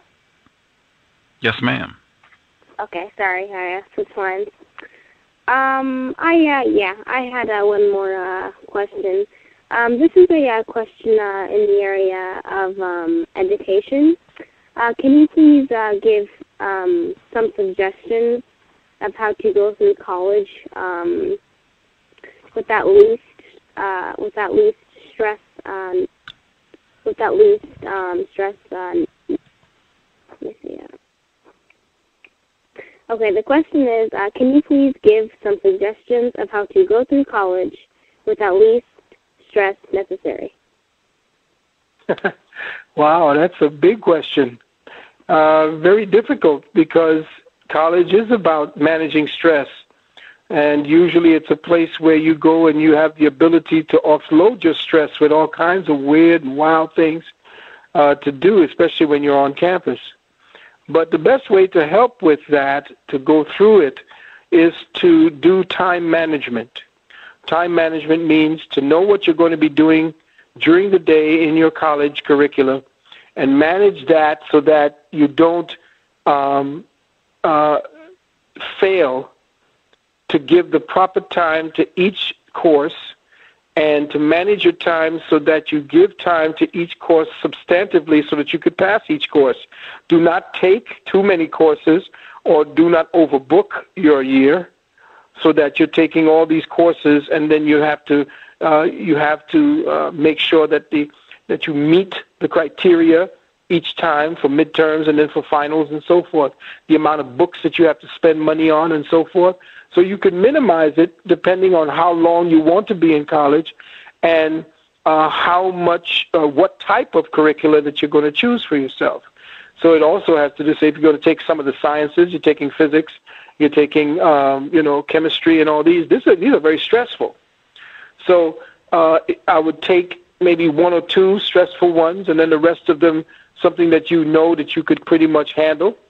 And, making sure that you meet your, if you're going for bachelor's and then master's and so forth, making sure that you meet the criteria in order to be able to achieve those degrees. But I would suggest that your health is very important, especially if you're going to be studying, especially women who are going to be studying, because reading is not very good for women. It usually causes a breakdown in their estrogen balance because of the fact that the eyes and the brain have to work very hard to process two-dimensional caricatures, especially on a screen as well, like the computer, where all the letters are pixelated, causing the eye to constantly focus back and forth, using up a lot of the vitamin E and materials in the system, especially those materials that are very important for her to make the proper estrogen. So a lot of heavy reading and a lot of heavy eye work can also undermine the ability of the woman to make balanced estrogen. So she would have problems with her menstrual cycle. They may be late or start late, start early. They may be painful. All these different types of things could end up happening because, again, she's putting herself up under these types of stress. Also, she could end up having migraine headaches and so forth. So I would suggest, again, you go back to re-enhance, because that's what we've done for our grandchildren who are in college now. What we're doing is giving them and telling them about taking their Juice Plus, because we know that they eat all kind of junk pizzas and all kind of crap. And they try to study with all that starch and sugar and salt and all kinds of crap in them. And then who knows, they'll be sucking down some suds or in some brews and all that. So young people who don't have a sense of, death or disease, they go all out. They test their bodies. They eat all kind of garbage. And because they're strong while they're young, they don't feel it. But it sometimes happens. So what we do is we recommend that young people take the Juice Plus. And also parents who have college children, if the parents were to join Juice Plus, they could get Juice Plus for free for their college children. As long as they're in college full time, they can get it for free. And parents can sign up and get the Juice Plus for free for their children who are age 4 and above. They can get it for 3 years for free. So yes, we know there's a lot of ways that they can compensate to mitigate the stress, to help into alleviating the stress by pre-planning, time management, and proper nutrition.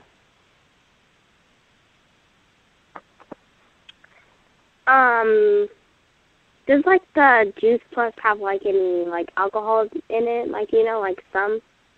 Just curious. No. Juice Plus is not a vitamin. We do, however, tell people that they can open the capsules because the capsules are made from kosher animals. They tried to make the capsules out of vegetables, but the enzymes were so strong in the Juice Plus inside the capsules that it would undermine the integrity of the capsules, and the capsules would break up in the bottles. So they're working on a new gelatin cap, but until then, if you don't want to take any animal product, you just open it up like my wife and I do in there. Yeah, but there's no alcohol in there. There's no kind. It's not even a liquid. So it's actually dried. It's juiced. The fruits are juiced, and then it's air dried, so that all you get is the powder. If you were to take a lemon and squeeze the juice, and then take all the water out of the juice, what would be left is the essence of that orange, which are all of the phytonutrients and the enzymes, and that's exactly what Juice Plus is. Okay. Well, thank you for being on the program. I hope to have you back, you know, to talk about more about, you know, like the Juice Plus and, you know, more of your work. Thank you very much for coming on the program. Thank you very much for inviting me. Mm-hmm. The caller in California, did you have a question for Dr. Valentine? Can I be heard?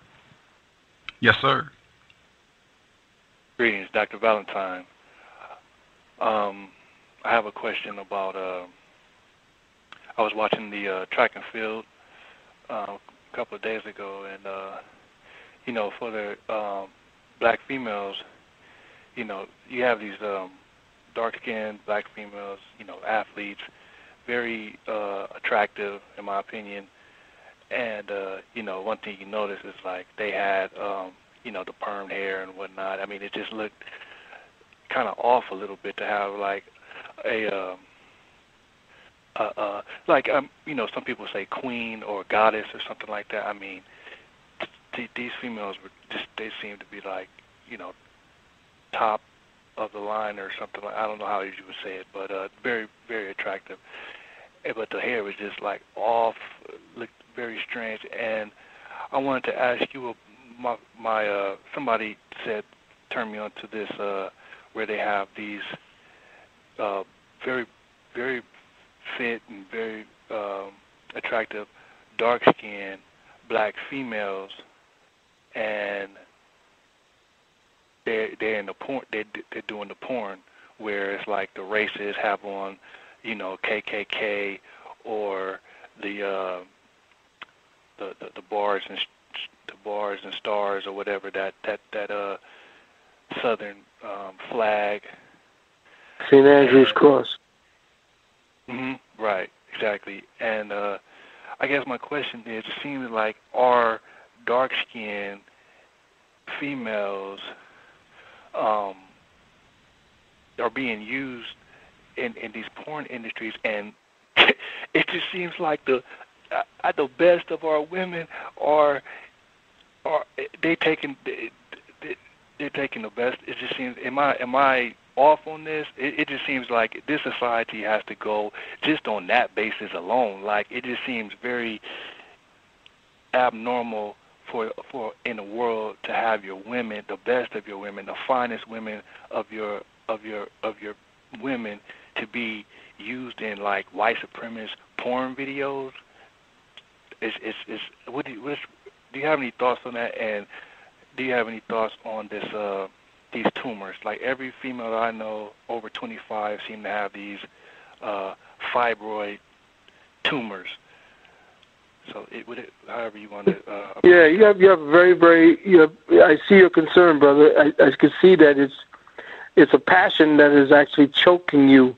That you seem like you're one of the brothers that would actually just take a sword out and ride into, what we look at, just to chop up and try to save your women. But again, you got to remember, this is a conditioning that takes place from very young and very early.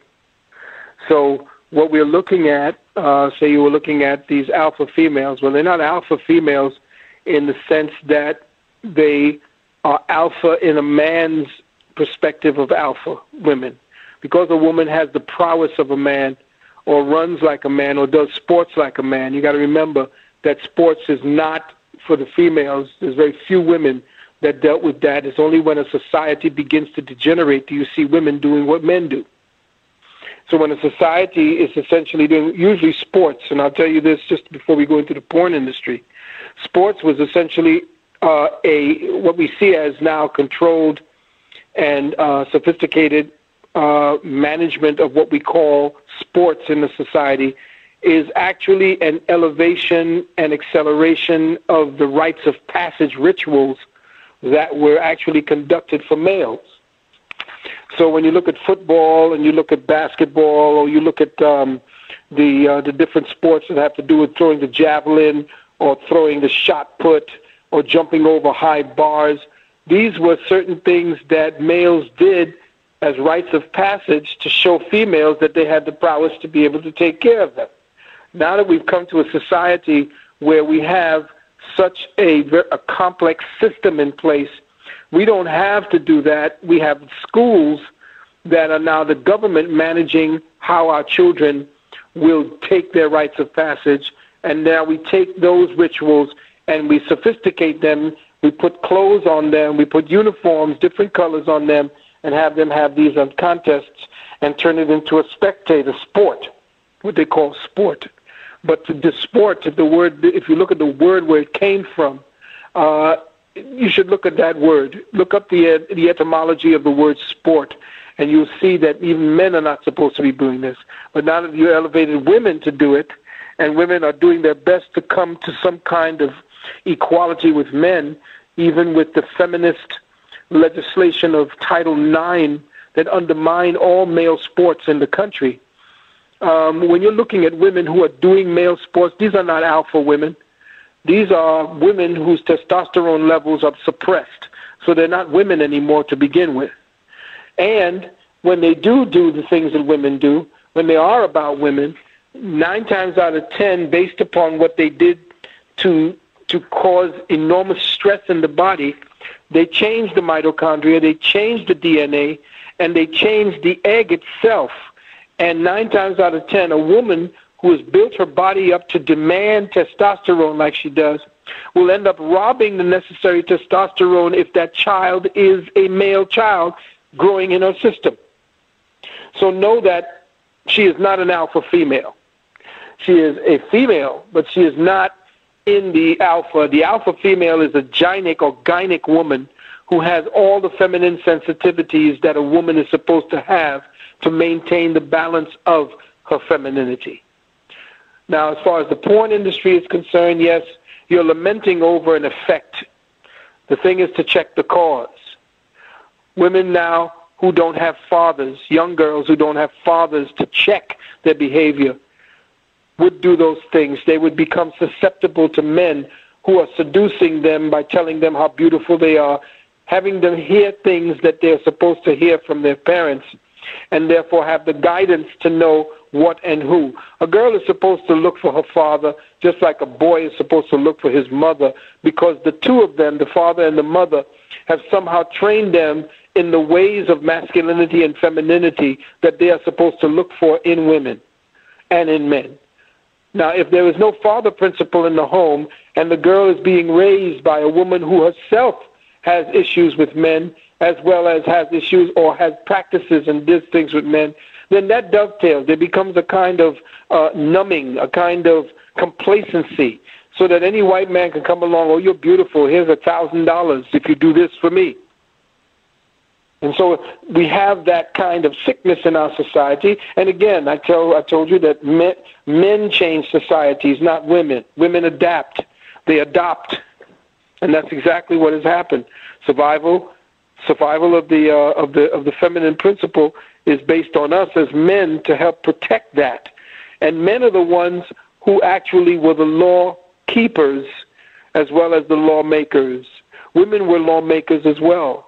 But the men were the law keepers, and they made sure that the women didn't do certain things because the elder women said that women should not do certain things, and they were kept in check. Well, the men made sure of that, but now we don't have that anymore.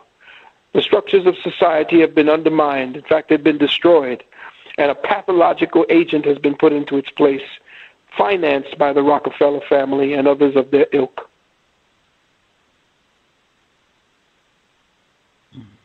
Yes, can I just say I see the logic in what you said, and it definitely I see it a different way. Like when I look at the female athletes now, instead of seeing them as, like you use the term alpha, I will look at them differently. So yeah, I definitely see the logic. And could you talk about the tumors in these? Yeah, sure. The fibroid tumors again come from the women who have an issue with their own female ego. It's the damaging of the female ego sets the precedent for the growing of the fibroid tumor. The damaging of the female ego could start. At age 11, 12, and 13, and how she was made to feel as a young girl. That could start the trigger. That could start the signature in that area that eventually conditions the behavior that causes her to eventually have her fibroid tumor. And women who are under so much stress, women who are particularly under stress now, because the stress factors have been raised so high, you're going to find them, and I told this is in my book, you'll find them at earlier and earlier stages in girls' lives today. I used to find back in the days when, back in the mid-'80s, I used to find women in their 35s and 40s would have the fibroid tumors. And the young girls, they didn't have any fibroid tumors back then. Now, I was studying this. I found them in the early 30s, and I said, whoa, what's going on? Then I found them in the late 20s, and now I'm finding them in the early 20s, and even in the 19s and 20s? No. It shows that we are degenerating as a species. We are degenerating as a culture and as a society, and that the first place to show the indication of degeneration is in the female. Once we begin to see her physiologically degenerate, that means something is going on in the society that's creating these conditions, and she is the first indicator.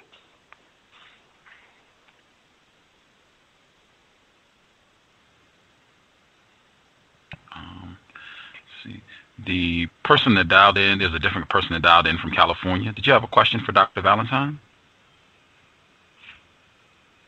Yes, thank you. Hi, Dr. Valentine. Thanks for coming on the show. This is great. My question. Hello, Grace.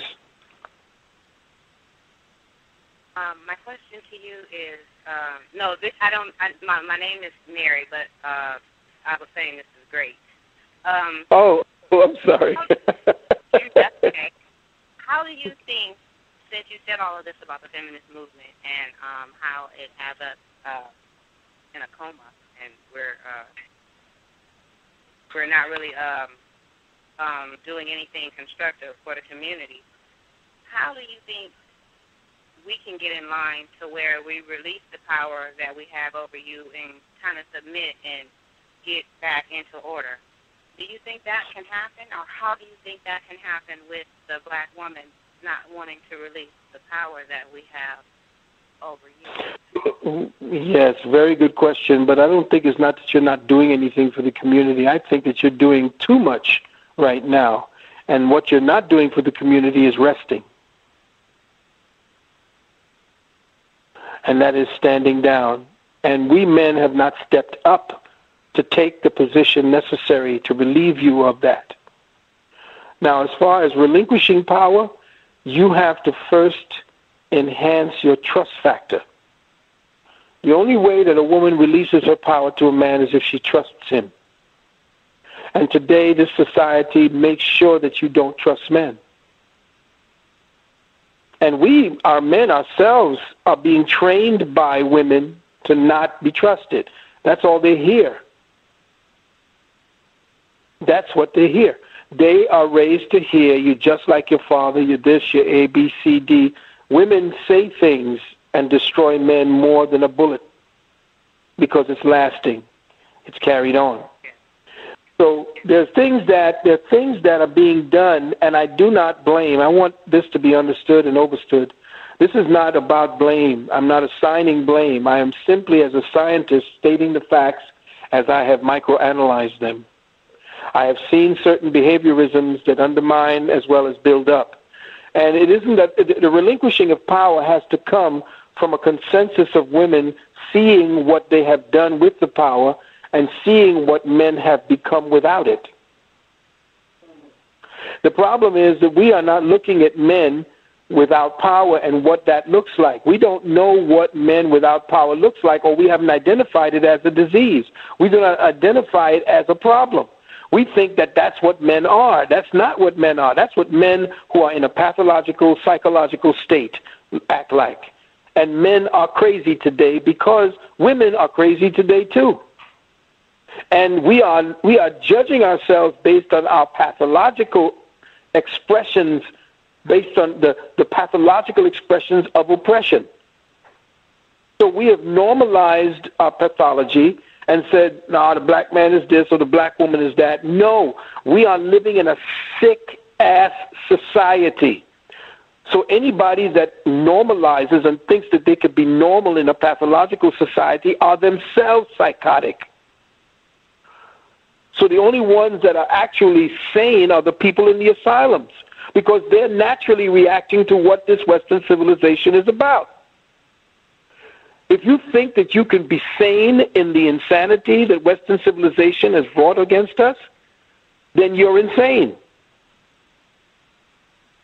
So this is what we have to recognize, that we are now pretty much in an asylum, and that what we are judging as normal are psychotic reactions to a sick society.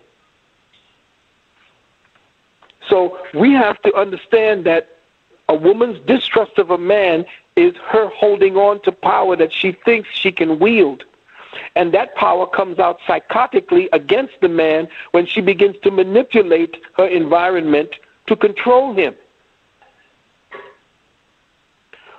When she begins to manipulate the situation by denying him access to his children. And we as men propagate that situation by brutalizing you.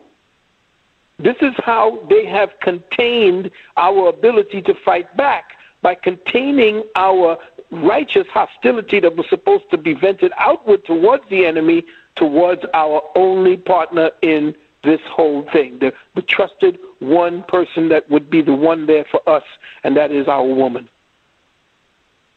So my psychotic nature is to leash out. And this is an equation that they know. When control is lost, a man gets angry and a woman cries. So I feel I have lost control, so I'm going to lash out at that. Or I'm going to drink myself into a stupor. Or I'm going to crack myself into a stupor. Or I'm going to smoke myself into a stupor. Either way, I'm going to channel that hostility to myself or to my loved ones. Know that we are living in a pathological cocoon, and we are fighting our way out of it. And in the meantime, we are inflicting collateral damage upon ourselves because we are hurting the ones that we are supposed to love.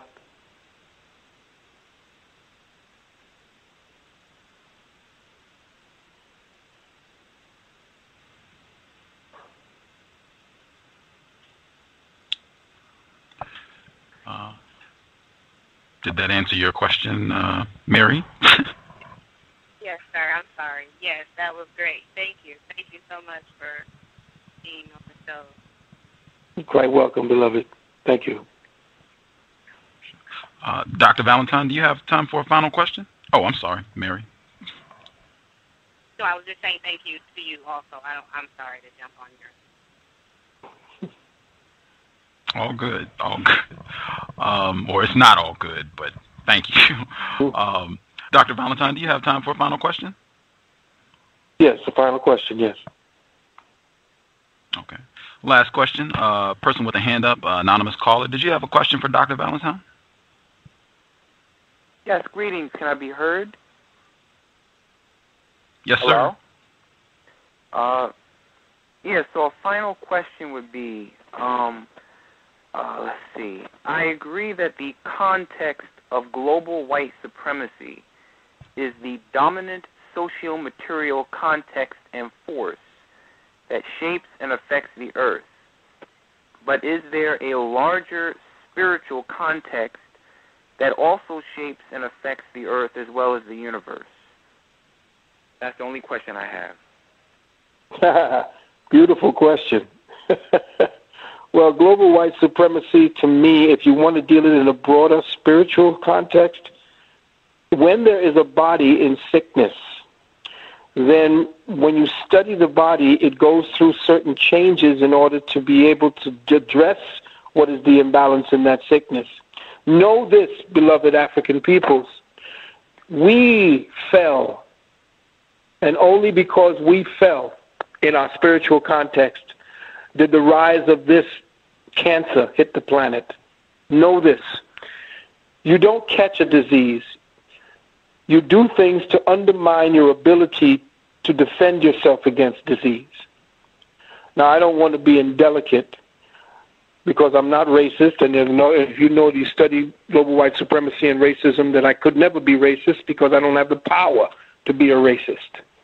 But I can react to racism and give it its proper articulation. And the thing about it is that as far as racism is concerned, and when we're dealing with global white supremacy, if you study natural healing, you know that the body reacts in certain ways when an invading something is placed in the system.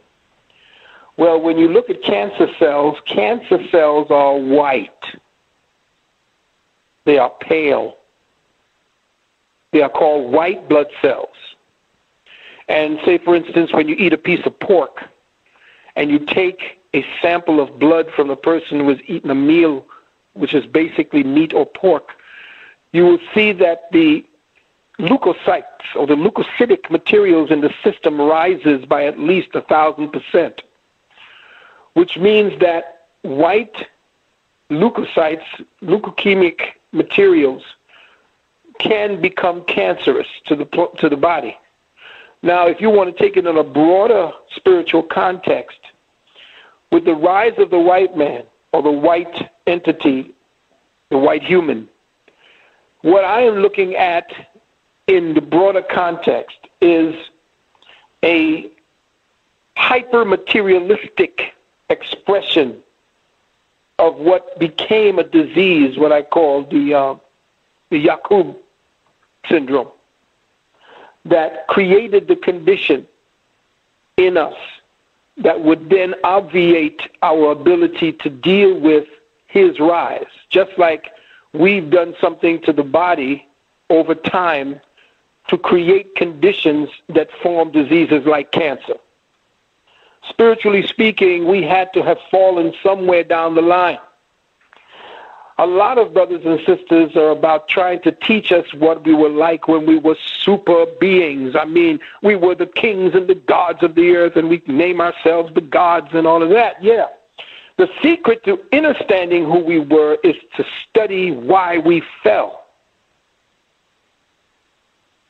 Nobody is taking any stock spiritually and done any kind of analysis on why Kemet fell, why the Harappan Empire fell, why the Tamuan Khan, so-called Olmec Mayas fell. There is a cycle to everything. We know that. Civilizations are cyclic. But what brought down a 10 to 25,000 year civilization that Africa was? What caused it to degenerate to the point where a cancerous condition has now swept across the planet, devouring and destroying all life? And I'm not talking about fighting and killing just men and women. I'm talking about wiping out what we in our own sanity would never think of touching, and that is nature mother itself. What caused us to degenerate to the point where our disease states unleashed this entity on the planet? That's what we need to be looking at for us to rise at this point. So yes, spiritually in the broader context, when we look at global white supremacy, we are looking at an effect. We are not looking at a cause. We can study the effect and find causes in small micromanaged places, but the overall context that you wish me to bring this into is the collective consciousness of the original peoples of this planet. What cycle of degeneracy for regeneration are we in at this point? And are we at the end of that disease cycle now that we see who he is, know what he is, know that we're about to come into contact with other forms of life from other planets?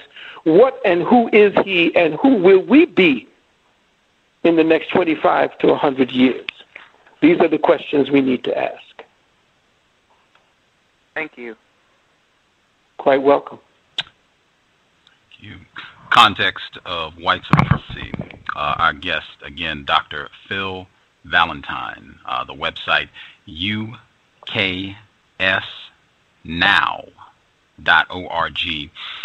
Thank you so much, Dr. Valentine, for sharing some of your Sunday evening. I know you have tons of things going on. Before you get out of here, one of our longtime investors, she just wanted to ask, what is the fastest way to shrink uterine fibroids? She was saying she did not want surgery. If you have any information on that, that would be fantastic. Yes, they have certain ways to shrink fibroids very quickly, but then they grow back just as quickly. You have to do it over a period of time. Now, for those of you who wish to deal with some of our naturopathic services, we'd be happy to. We have a range of different prices for the lengths of time you wish to stay with us. Our consultations are done by phone as well as over the internet, and we reach people all over the world. And what we would definitely do, I would recommend that she, call us at a number that's area code 386-456-9279. Again, 386-456-9279. And we'll discuss her situation because, my queen had, fibroids as well. In fact, she'll tell you the story about how we met. She had breast cancer and was about 2 weeks from surgery, and they were going to amputate. I told her what she needed to do, and in a month and a half, I think, she went back, and they were gone. So it is not something that cannot be done. We have friends who we know that we've given this particular program to, depending on how large they are.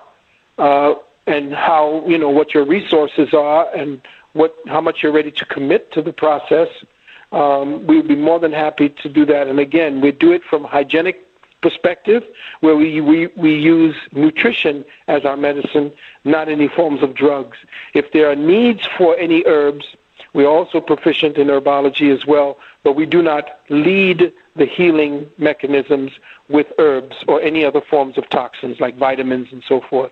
Do, however, think about getting the Juice Plus, and like I said, go up to rethinkjuiceplus.com, rethinkjuiceplus.com, or if you want more information on it and you're not sure about how to get it, just call me at area code 386-456-9279, and I'll walk you through the process. As far as the shrinking of fibroid tumors, if it's a fairly small one, then yes, we can work on reversing it. If it's a very large one, then yes, we could do that too, but do not expect any kind of serious movement on it if you've had it for a long time, for about a year. Because if you want to naturally heal it, you can either cut it out cut it out. If you want to naturally heal it, of course you don't cut it, but if you want to naturally heal it, you have to do it by reversing it and dealing with the time it took to grow to that size. So what you're doing is just stopping and then reversing. It's like trying to stop, and then if you took a wrong turn, you have to go back the same length of time at the point where you took the wrong turn. Well, healing is something like that. You can accelerate it because once you start putting in the right materials into the body, as well as putting the right materials into the mind, then you can help to reverse it. And depending on how strong you are, sister, you can actually reverse it, and it may, depending again on your own body's intelligence, you may create the conditions in your body to get rid of it faster than normal. It all depends. Again, it's about a healing process and using the intelligence of the body.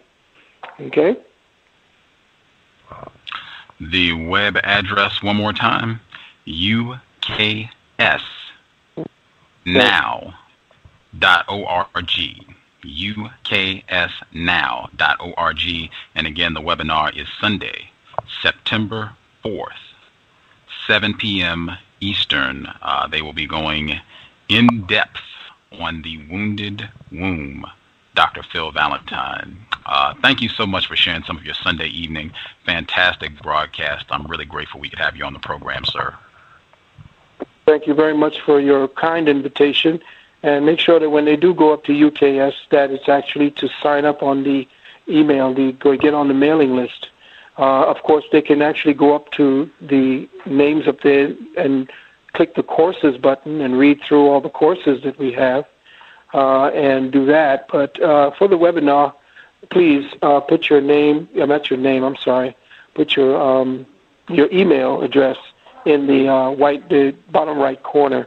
And again, beloved brother, thank you so much for inviting me and allowing me to address the family in this way. The pleasure was ours. Visit the website. I hope lots of folks will tune in for the webinar next Sunday evening, 7 p.m. And yes, make sure you put your email address in the box on the website. It's at the bottom of the page, bottom right corner, email address, and you'll get the updates, all the information for Dr. Phil Valentine. Thank you again, and we will definitely be in touch. Hopefully we can have you on the program again real soon. Yes, thank you very much. Bye. Take care and have a great evening. Bye-bye. Context of white supremacy. Again, our guest, Dr. Phil Valentine. We will take a quick commercial break. We're actually going to do our news segment. Will be an audio clip. This is just posted on Racism Daily. They've been working feverishly. This is racism, white supremacy in the area of the world known as Russia. We had quite a bit of racism in athletics this week. Victim of white supremacy in the area of the world known as Italy and her victimization.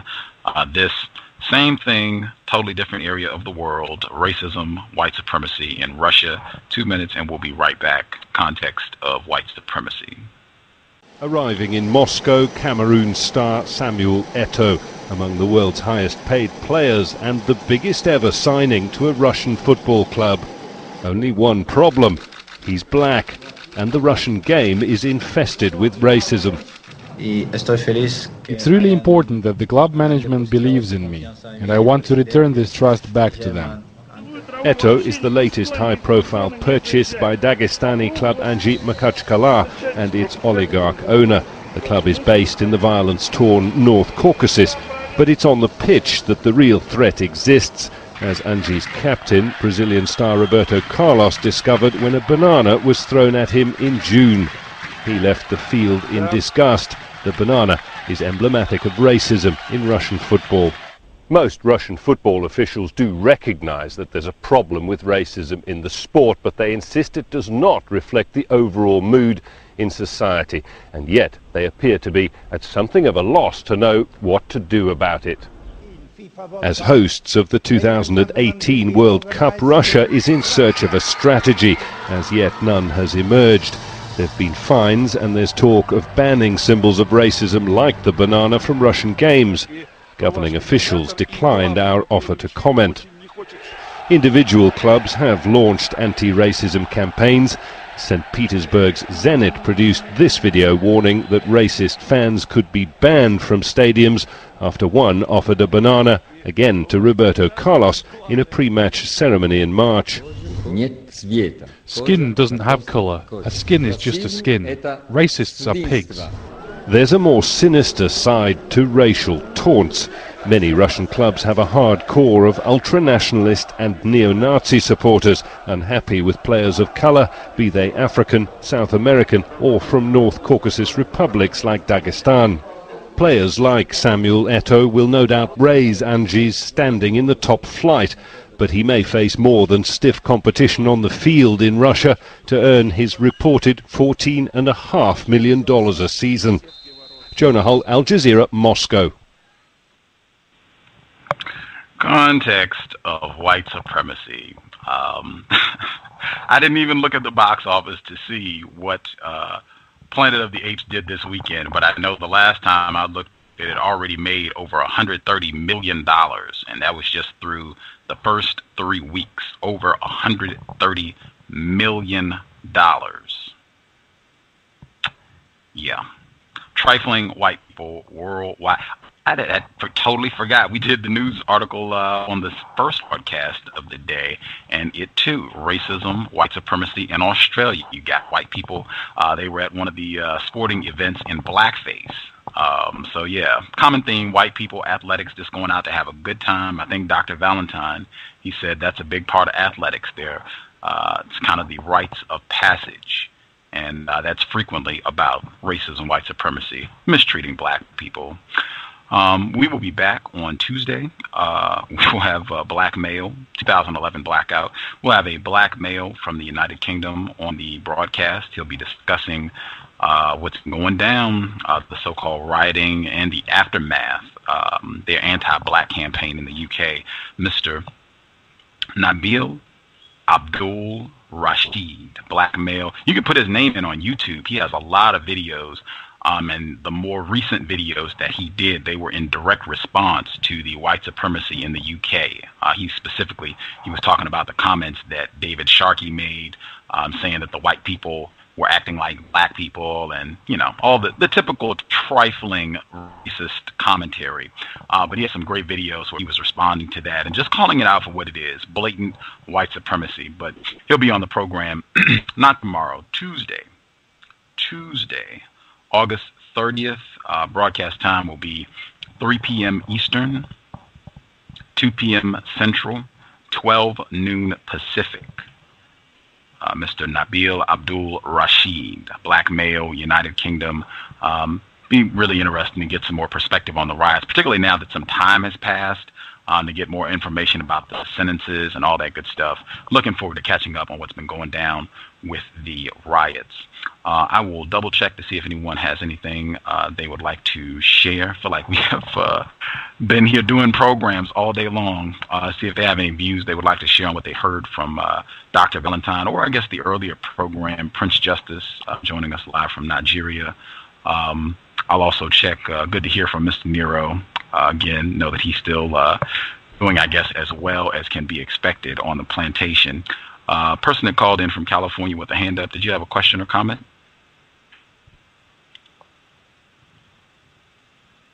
Greetings, can I be heard? Yes, sir. Oh, yeah. Sometimes when you click over, I can't tell, so I just asked to make sure.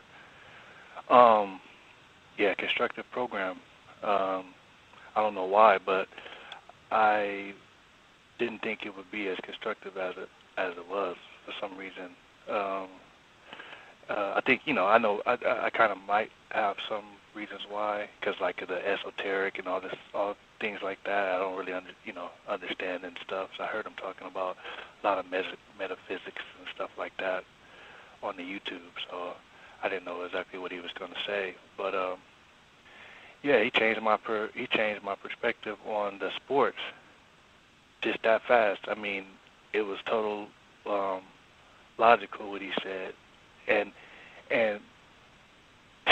he said some things that like females shouldn't be reading and stuff. That's pretty interesting. But just on that sports issue, I think it'll help me, from getting so upset when I watch it, and because that's, you think that that's an elite athlete or whatever, but really, that's a part of racism, white supremacy. Like, that's something that should not be even in the first place. And I don't know what you think about that. I would be interested in hearing what you think about that. But before that, I was going to say that to the black female that was asking about the fibroids, look up and do if you're going to follow up with Mr. Vaughn, I would just use your own head and logic or whatever. But I just wanted you to look up the Gerson therapy. Gerson is spelled Gerson, and there are Google videos. Watch the videos, because if you want to shrink those tumors, you can juice. Get you a juicer and juice, and that'll put a rapid rapid shrinkage on those tumors. But you can't eat any meat. That's the only thing. And your thoughts on your thoughts, Gus? Was it on the athletics, the games? Is that what I was commenting on, or? Yes, sir. Yes, sir. Okay. If you want.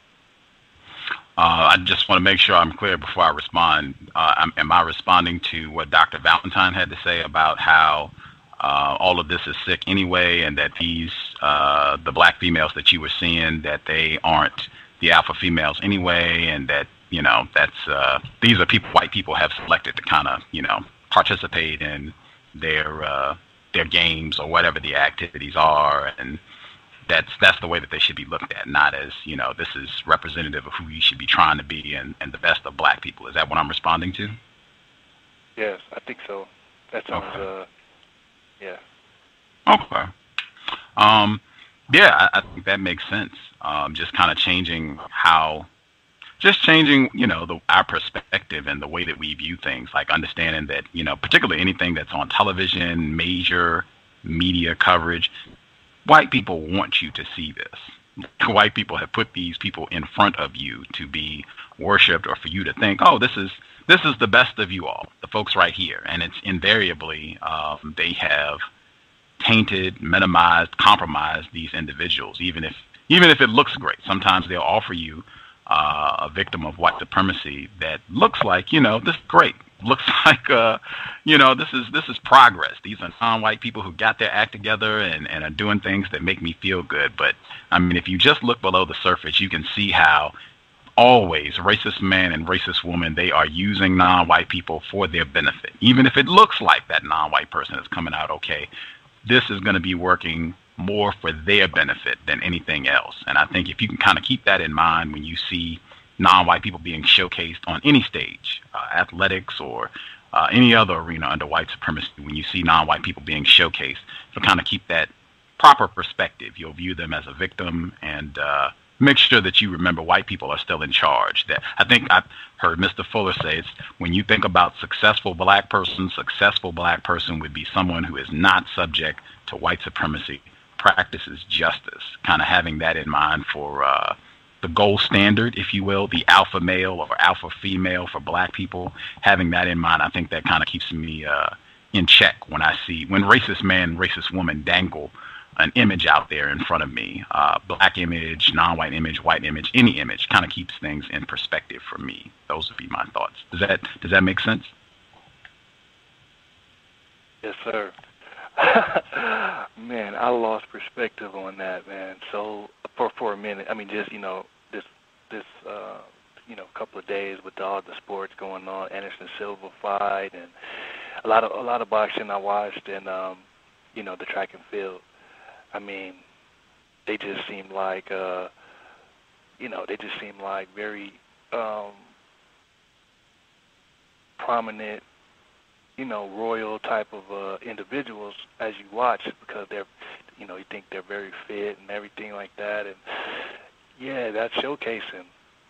And even with the porn, I never would have thought in a million years that was showcasing.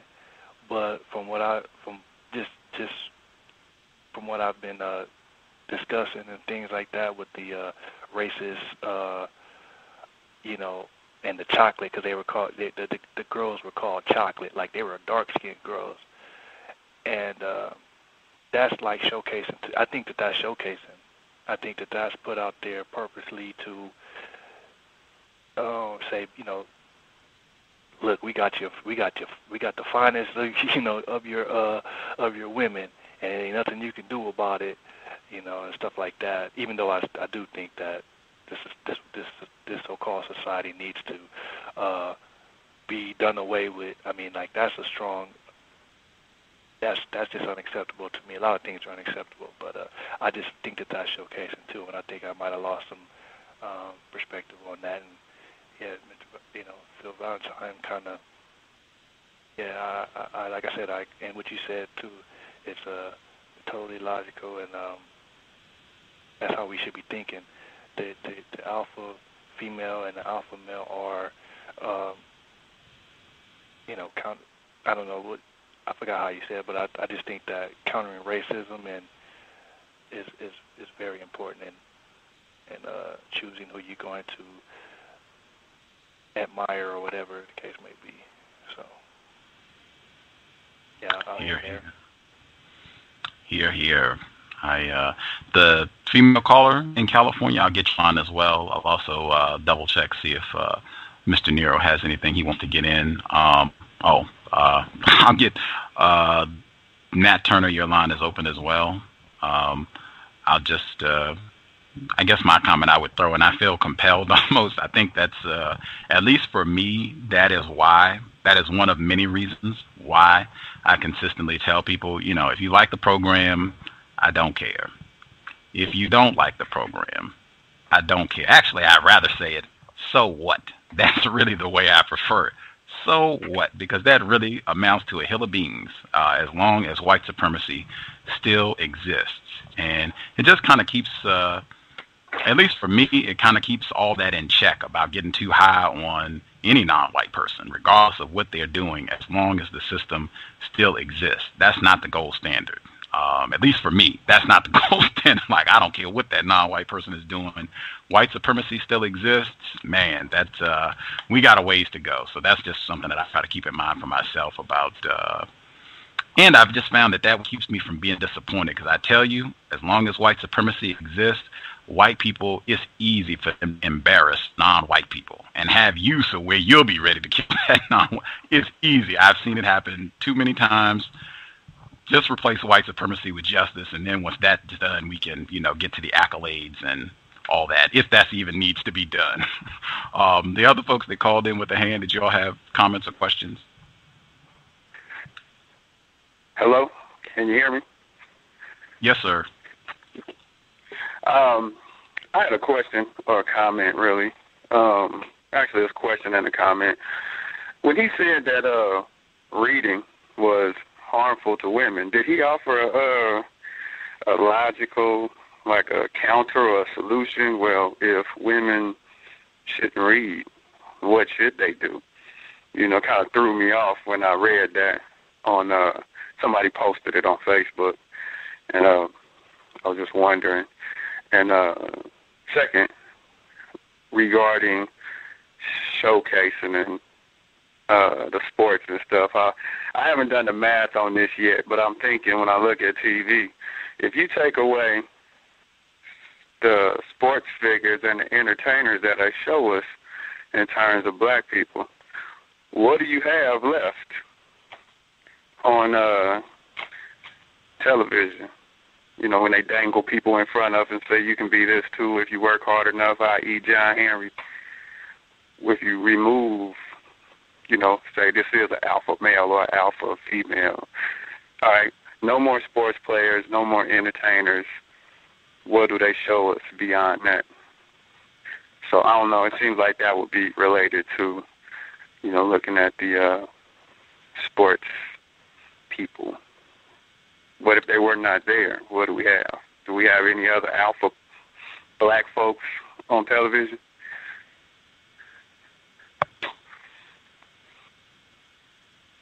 President Obama. On the line, I'm sorry. Oh, that was all I had to say. President Obama. Has anyone else on the line read anything by Trojan Horse Press besides you guys? Background noise. Background noise. Yeah, I was saying, like Trojan Horse and Black Love is a Revolutionary Act. I think Trojan Horse does an excellent job, and when Pam was on, they do an excellent job of describing what the brother just mentioned about showcase blacks. And I mean, I know that's not a widely used term. I use it a lot myself now, but that's basically what they are. I mean, they dangle athletes in front of us. They dangle entertainers in front of us, and it's to fool not only us but white people into thinking that black people have made it, and there's no racism, and especially there's no racism now because we have a black president, and so I look past a lot of that now that I've been really reading a lot more and just opening my eyes a lot more, because it's true. They that's what they do. They dangle these individuals in front of us who make a lot of money, and their faces are plastered on TV, and names are thrown around as being successful, and the facade of them being very successful has always been promoted because they do make a lot of money and they're good at what they do, whether it's playing ball or they're acting or whatever, and so I think we have to be very careful in how in the images that we accept. I know for myself as a father and a coach, I really dig deep in finding positive images of blacks that are not on TV for my child and the young people that I work with, because we get fooled very quickly into thinking that these showcase blacks they've made it. I mean, I had a woman get on me and she got mad at me because she thought I was talking about Oprah bad. And I wasn't talking about Oprah bad. I was just like, well, what has Oprah done? I mean, Oprah's black. She's one black woman, of course, but she's a billionaire. But what has she done to, try to attempt to reverse the condition that the collective group of black people suffer from, or just non-white people in general? And, I usually get attacked because it's an impression that I'm attacking successful black people. I'm like, no, I'm not attacking successful black people. I'm just asking, what have they done? It just doesn't seem like they do much. You know what I mean? They don't do anything at all. I mean, you'll hear about a little something here and there, and it's true. Oprah did send over her, I guess, last 20, 25 years of being on, TV, primetime, late afternoon TV. She sent a lot of young people to college. They don't talk about that. They never advertise, or they never talk about the fact that Oprah does do good things for young young black people or whatever, but we just constantly hear about, I guess, car giveaways and stuff like that. So I don't know. I just think that more of these individuals who are millionaires could just do so much more. So I tend not to gloat about those people. They're not even in my conversation when I'm talking to young people or even my children, because those are not the examples I think that, white supremacy will not allow us to use them. I don't think they're constructive examples in a white supremacist society. That's just me personally. Mr. Nero, your line is open if you had a question or a comment. I did want to make sure that I got in, and I could be incorrect, but my understanding of the concept of showcasing, and that I believe is a term Mr. Fuller coined, Neely Fuller Jr. It's in his code book. Pam writes about it, and the authors of those books, Black Love is a Revolutionary Act and Trojan Horse, Death of a Dark Nation, they discuss that term as well, but I believe Neely Fuller coined that term. For me, the important thing is not so much that the non-white people who are showcased, that they do or don't do something to work against racism. I think the essence of that term, the way Mr. Fuller uses it, is that non-white people should keep in mind these people are under the thumb of racist man and racist woman, meaning racist man, racist woman control these people too. Don't be confused how much money this non-white person has, how much quote-unquote success they appear to have, how big their house is. White people still control them too. And to make sure that you do not ever get confused about or forget that. I think, Mr. Fuller, that is an important aspect, maybe the most important aspect of that concept, not so much what these people are doing or not doing to work against racism, white supremacy. Just want to make sure I clarified that. And I don't think these showcases are to confuse white people. I just want to be clear about that. I don't think white people get confused about racism. Non-white people get confused. I just want to throw out, I could be incorrect, but I wanted to throw out those two views on that concept. I think that's correct. Mr. Nero, your line is open if you had a question or comment. Yeah, thank you, Gus. Very interesting program. I will have to re-listen to Mr. Valentine. I had him confused with Bobby Hemmett for some reason. And so it took me a while to realize that, wait a minute, I got him confused with someone else because I wasn't recognizing the voice. And I also share with 909, a bit of a surprise because I didn't think the show was going to be as constructive as it was, so much so that I need to go back and re-listen to it. I didn't agree with certain things, women not reading. I mean, I would have to see evidence to support that particular claim that he made, but because I didn't get that to me struck me as almost a bit spooky. But if he can back that up with evidence and it makes and it's logical and it makes sense, then I'd be willing to sign off on that. But I don't think he gave any evidence to that, so I don't know. But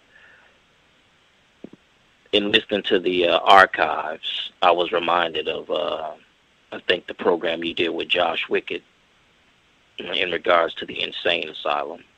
I mean, for me, I have been called crazy so many times now that it doesn't even bother me. And so in listening to Mr. Valentine's presentation or lecture, it almost made sense now why I've been hearing that, because here I am telling people, hey, we're in an insane asylum. This, these things don't make sense, and pointing them out. And because they don't see it as an insane asylum, they see these things as normal. It makes sense that I'm the one that seems crazy to them. And so I was definitely reminded of, Josh Wickett's analogy of, how he sees things moving in that direction. For me, it's competition, and I've been saying that for years. Competition is a problem, and it should not exist. You don't see it in nature. Why are human beings engaging in this behavior? I don't see bees competing with wasps. I don't see blue jays competing with robins. They all just want to eat and drink. Now, if you just happen to get in their way, of course you will be eaten. But I don't see any of them saying, look, let's start a race. Let's race from point A to point B, and whoever gets there first gets a prize. Competition, to me, in and of itself, is just absolutely insane. I don't think a parent would tell their children, first one to the dinner table gets the one plate of food, and everybody else has to just sit there and watch them.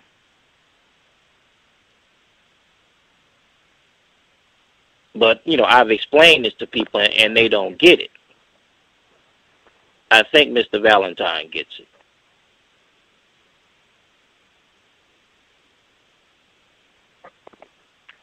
Mr. Nero? Yes, ma'am. Oh, I just wanted to just, because I haven't talked to you in a while, so I wanted to say hello. I didn't know you were still on the line, Justice. Good to hear from you. Mm-hmm. You know, Justice has chastised me a bit through email. I'm sorry? No, I was saying, you know, you had chastised me a bit through email. Mm. Yeah, Justice was like, you know, hey, you know you don't know everything you need to know. You better get your ignorant self on the cows. Confused Negro, what's wrong with you? No, she didn't say that, but that's how I interpreted her email. Good to hear from you, Justice. Mm-hmm. But I've been having so many problems at work dealing with the Gentiles, commonly called white people. They've clearly decided that the person I work for, a non-white person, and we have white drivers, and they make it very difficult to be successful. And I've concluded that is their goal, is to delay his success, to make sure he does not become successful by not doing the things they're supposed to do. So it's a constant fight with them. Mm-hmm. Remember the email that you sent me about, like, what happened at your job? Yes. Yeah. I don't know if you still want me to share that on the program.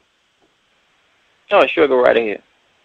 Okay. Well, I don't have my computer up anymore, but, next time I will, so. Okay. That's funny. The caller at 5445. Did you have a question or comment, 5445, or are you just listening?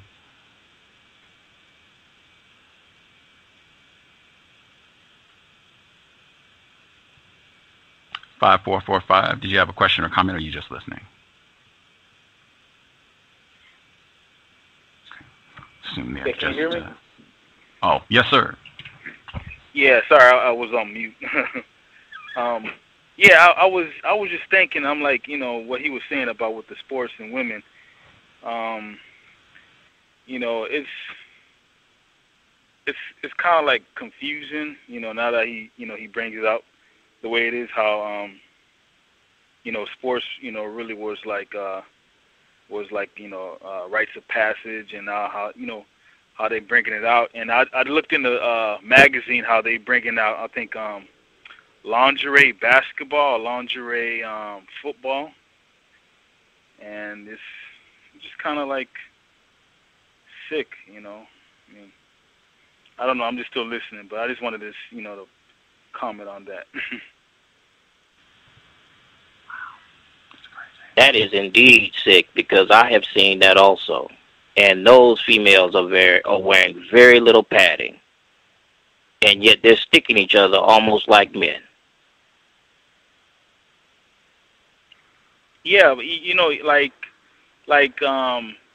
with football, when you look at football, it's really it's a very warfare type of way, and I think I don't know where I heard this from, but football was designed for the soldiers in battle, as far as in pastime, and the whole concept of football is to gain land. So when you think about sports, it's really about like warfare against the other team, no matter where you look at it. And for you to put females into it and making them like men in a combative type of situation, it goes to show you how society is way beyond a degenerated state, because the whole concept, from my opinion, what I've read, like female is beautiful.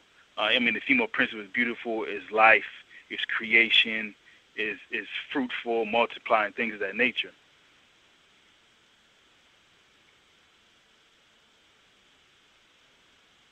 Exactly. Not try to hit the snot bubbles out of somebody.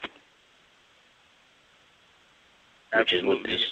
ladies football league, I think that's what it's called, if I'm not mistaken, seems to be about. And then they have them playing on turf, which is known to cause more serious injuries.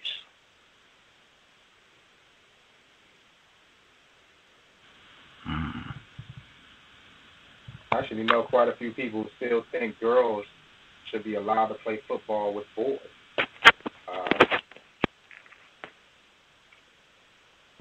That I guess it's that I didn't really hear a lot of Dr. Valentine's interview. I have to go back in the archives, but I guess it's that feminist mentality of, if they can do it, we can do it, or whatever. And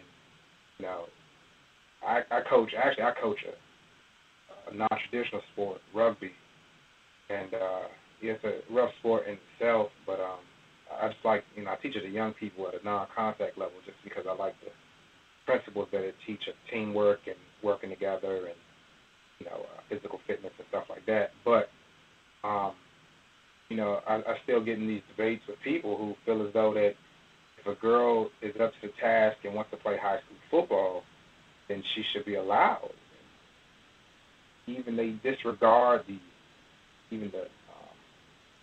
physical differences between boys and girls after a certain age, that they should still be allowed to play football against boys. Oh, well, they can be the kicker. And that has happened.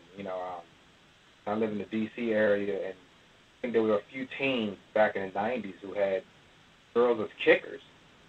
But the problem was is that, you'd had to allocate another player to shadow her because, once you either you punt or you kick off, you now become a defensive player and you're eligible to be blocked.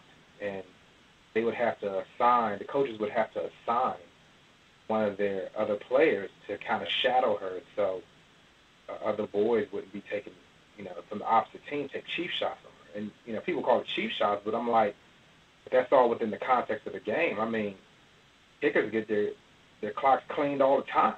So because it's a girl now, she shouldn't, be hit like that. I mean, it's almost like she's stepping into an arena where she doesn't really belong. But because we have all this perceived gender equality and equal opportunity and all this other stuff, that she should have the right to go out there and, if she loves football, let her play football with the boys. And it's kind of crazy to me. It's not very logical, and it doesn't make much sense to me.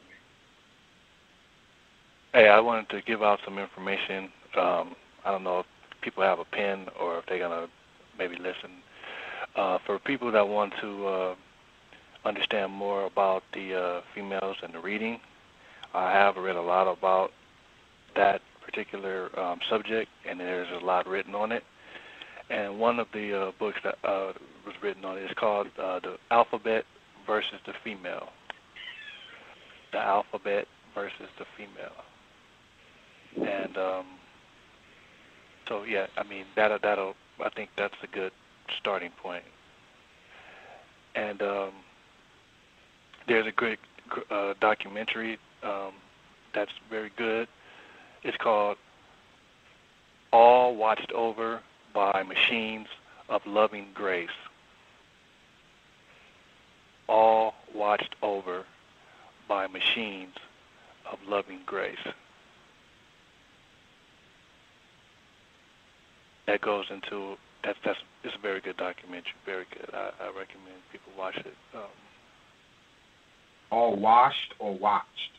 Watched. All Watched Over by Machines of Loving Grace. Yeah, watched.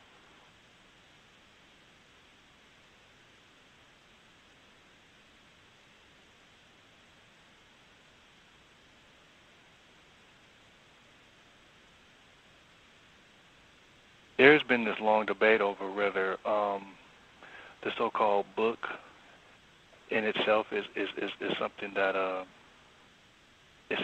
is detrimental to the human. You know what I'm saying? Or constructive. So, yeah, I've been looking at that information for a while. trying to get some better understanding of the difference between icons, which are like images, and it's just so much, man. I mean, really, this society, as far as I'm concerned, this whole thing has to be scrapped. It has to be scrapped. But I think for now, we do need. I mean, books are I can't really say, man. I mean, I do think books are important. I love to read, and I do have a lot of females in my life read a lot. I have noticed that, like, they read a lot. So I don't know if it's the amount of reading. I think what Valentine was saying was the amount of reading. The amount of reading is what he had a problem with. But man, I wish I could say more, but I just think that this whole system has to be scrapped, like, immediately. Because this stuff that's going on right now, like he was talking about being insane and this and trying to be sane and this. I mean, I know a lot of people that so-called, black revolutionaries and things like that, but they're capitalists. Like, they want to make it in this system. Like, they want the economy to come back to some type of stability and blah, blah, blah. I mean, to me, that stops you from getting rid of the system. Like, you really, if you really boil down your philosophy, is you appreciate the system. You want the system to go on. You want to profit in the system. You want to, like, have some, not so much. Yeah, you want to make it. I don't see how anybody would want to make it in this. I don't understand. I just, sorry, but it just seems like the system, these guys has to go. Like, man, that's it. I don't see any other way. But and Nero, yeah, it's good to hear from you. Good to hear from you. Hey, well, good to be my heard. question was, if not books, then what? Maybe that's another program. Maybe he has a suggestion for that. Yes, sir. I think that'll be a great program because there's a lot written on it, on books, and how they affect the brain, and that's what we're talking about, and how they affect biology, books, and how they affect biology. I think that would be an excellent program, and the porn industry, because I don't know if I'm sure somebody's writing on it, but somebody hit me up on, I didn't even know existed. I had no idea, like, straight up, man, no idea. Like, I was totally lost about what was going on in that field. That's a program. People have been. I was gonna say people have been sending links with different information about racism and pornography. I think last month I wanted to make that a program because I think that should be like nailed in the coffin about this sex thing and white people. Because I don't know. Maybe people know about that and that's one of the secrets that we're holding. But I at least want to make sure that fewer people can say, well, I never heard of that. I didn't know about redneck confessions and white people in Klan outfits having sex with black females. And this is, real popular pornography. Yeah, hopefully that's just a matter of time. We'll do that, ASAP. We're going to go like 10 minutes and wrap things up. So 10 minutes. Can I add this? There was somebody posted about the Mandigos, like the different groups of men, black men, that's endowed with a package, and then they're selected by white couples to perform certain acts while the husband is standing there being submissive, and while a group of black males party with his wife. And somebody posted a link, and I ain't had no idea about it, and one of the members in the group said there's like over 800 material links about that. So it's kind of shocking that this thing has been going on, and that's just a tip of the iceberg that I suspect, because there's a lot more stuff that people do in their home that they won't show or won't put on television or the internet. Oh yeah, that's real. That's real. I know a guy I know a few guys actually. They were in the military, and one said, back in his younger days when he was kind of wilding, he said in Australia, he said back in like the 80s when I guess I think he was either I'm not sure if it's the Navy or Army. I'm not sure which branch he was in, but he had stopped through Australia, and he was courted by a white couple at a bar that basically he said that my wife loves black men, and we'll pay you to come and have sex with her. All he wanted to do was watch. So that's real. And I mean, even like within the last few years, I know a guy who's a photographer, and he was doing some work for a gentleman and a white guy, and he met his wife in passing, and he said that just in talking after he finished his work one day, he was like, well, my wife really loves black guys. And she had to basically tell him, he was like, well, look, I'm only here to take pictures, dude. I'm not here to get down with anything like that. But, yeah, that's like the real deal. You know what I mean? I mean, these people are really into this stuff. You know what I mean? It's like, and, right, they request, like, they really want well-endowed black men come, have sex with their wives while they watch. And then, I guess afterwards, then they want to make love to their wife or something like that. But it's serious. And I mean, actually, and also in the porn industry, that's actually, that's actually one of the genres, if you will, in the porn industry, or one of the categories. Well-endowed black men and small white girls. You know what I mean? And I guess the pain they inflict on them, like some sadist type stuff. It's wild. It's a whole big gamut of that stuff that goes on. It's like like almost like an underworld. And I know some people who delve into the swinger lifestyle. You know what I mean? And swinger parties and stuff. And that's huge. That's it. Black guys, they've gone up to swinger parties, and they might have been the only black males in there. And white dudes have stepped to them about their wives before white women have stepped to them. The crazy stuff, man. Crazy stuff. They got those out here. Doesn't Dr. Wilson have a chapter in her book talking about how the white female wants to have babies by a black male, and the white male, he promises her all the social economic status or something like that, and the white male wants to climb back into the womb. And I mean, she talks about it, why the white woman has sex with the black man, but the white man won't let her have babies or something like that. Maybe Gus can expand on it. I'm in the car right now. I can't flip to the page.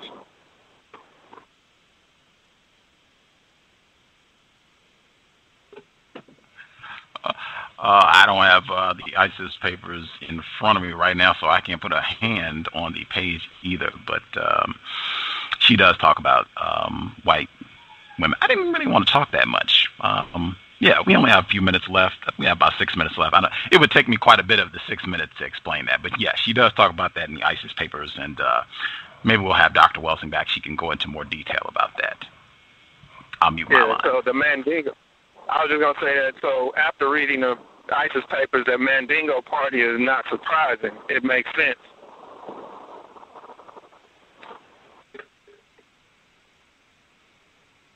I think from the little understanding I have about it, this porn industry, what it does is it promotes so-called, it promotes the rape of non-white people by white people. That's the purpose of it. Is when you start seeing images of black people and white people having sex, images after image after image after image after image. Next thing you know, when you look at a white female as a non-white person or as non-white male, you see him as a potential partner. And I think that's exactly what. And then with this racist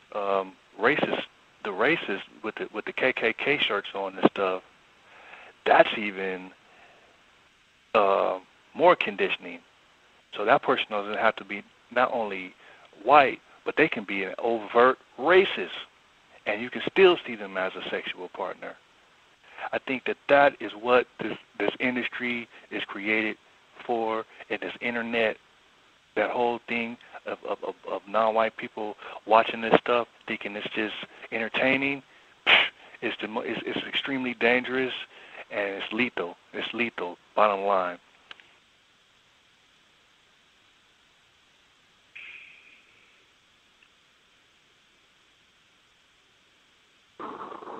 And through some of the reading that I'm doing, what's some of the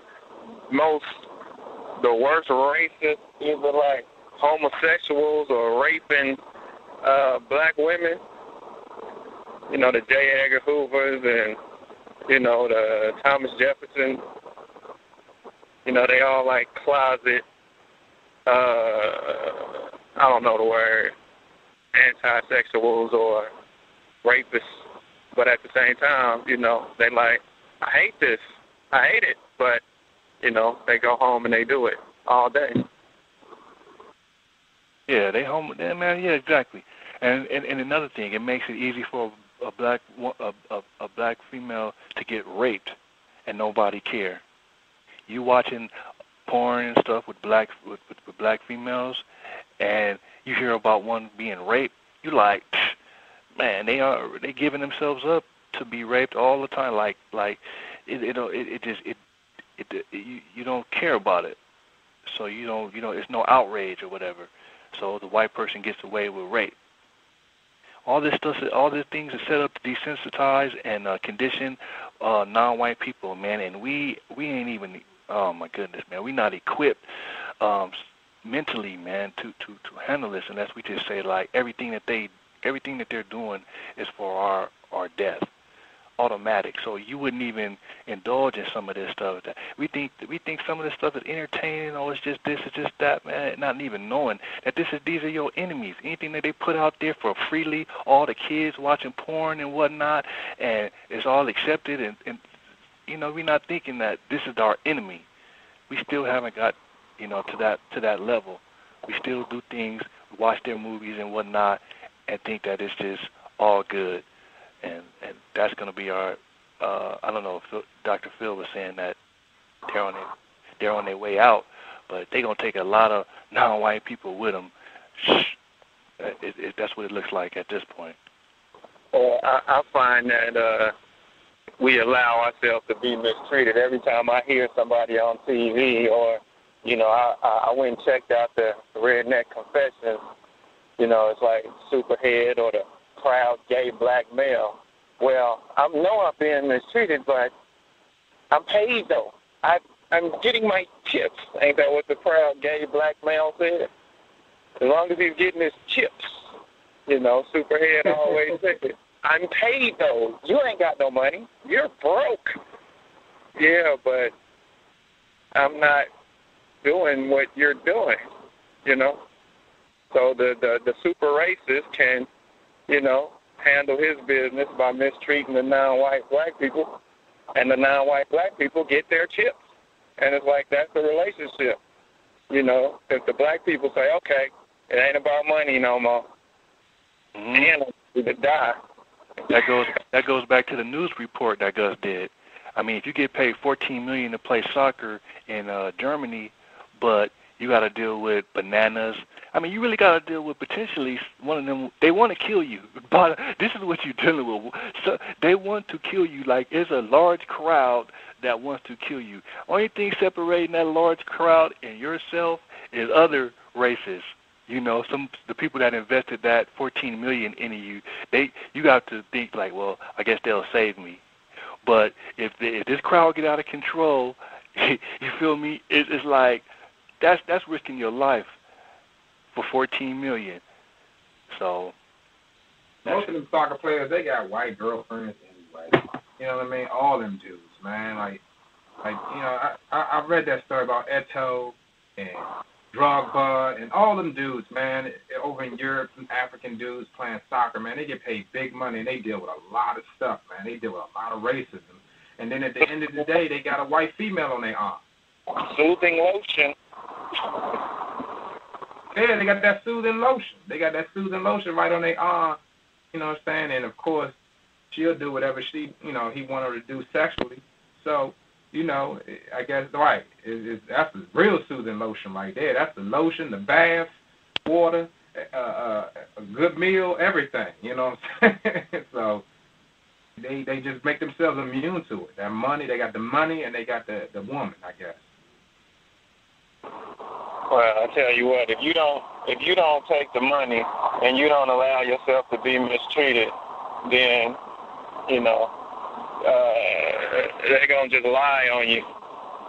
I mean, because the point is to kill you, and if I can be entertained while you're being murdered, it's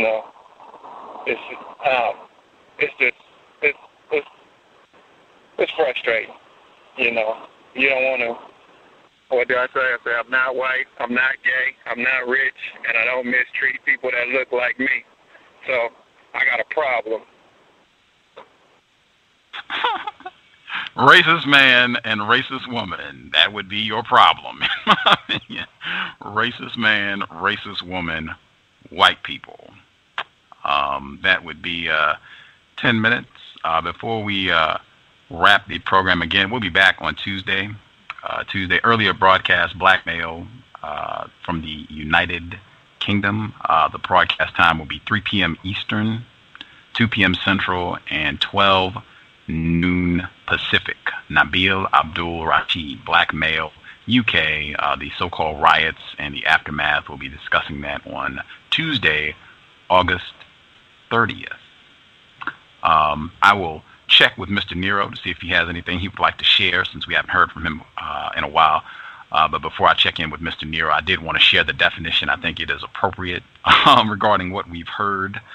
Racial masochism, Mr. Neely Fuller Jr., the word guide, racial masochism, used this term to apply to a condition in which a non-white person has become so accustomed to being extremely abused by white supremacists that he or she seeks, expects, and welcomes the personal attention given to him or her through more abuse.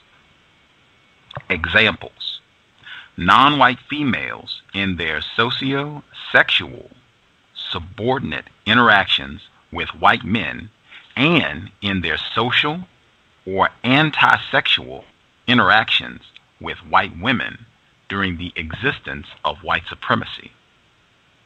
Non-white males, when interacting directly with white men or white women during the existence of white supremacy, find it easier and less offending to present themselves as effeminate or so-called homosexual, anti-sexual, and or as silly boys rather than as men. Non-white males and females, when in the presence of white people, choosing to interact with white people and or with each other in a manner that can best be described as pitiful, primitive, stupid, and or silly. According to compensatory counter-racist logic, such behavior is caused and or promoted by the system of white supremacy, either directly or indirectly in any one or more areas of activity. Mr. Neely Fuller Jr., the complimentary word guide to go with the code book. You can get a copy. The address is tiny.cc/Fuller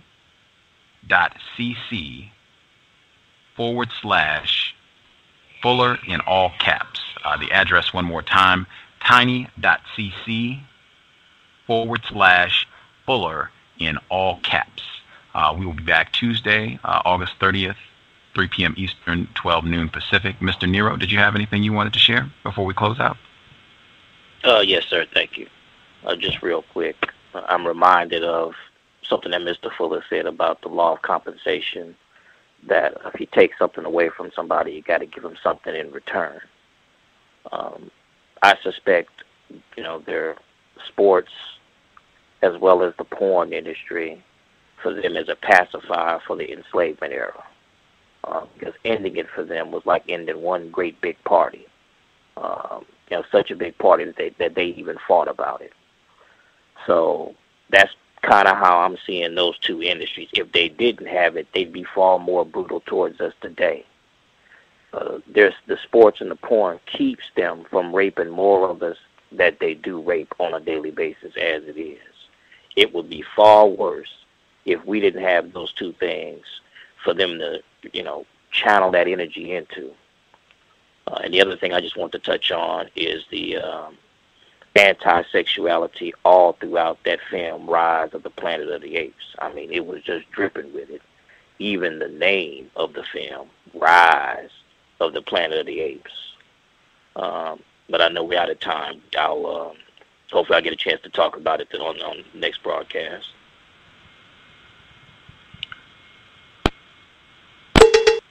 Context of white supremacy, Mr. Nero, longtime investor. Good to hear from you, sir. Yeah. Good to hear from you as well. Hopefully we will get to hear more your thoughts on Planet of the Apes.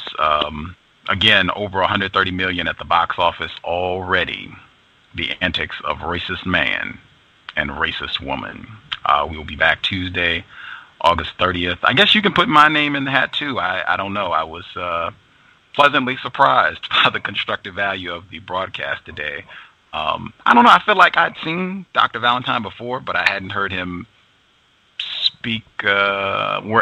He wasn't using the term white supremacy when I heard him before. It might be as simple as that. I don't know. I had to think about it. I'll go back and listen, but I thoroughly enjoyed it. And thank you all for tuning in. Context of white supremacy signing out. Replace white supremacy with justice immediately. Thank you for tuning in.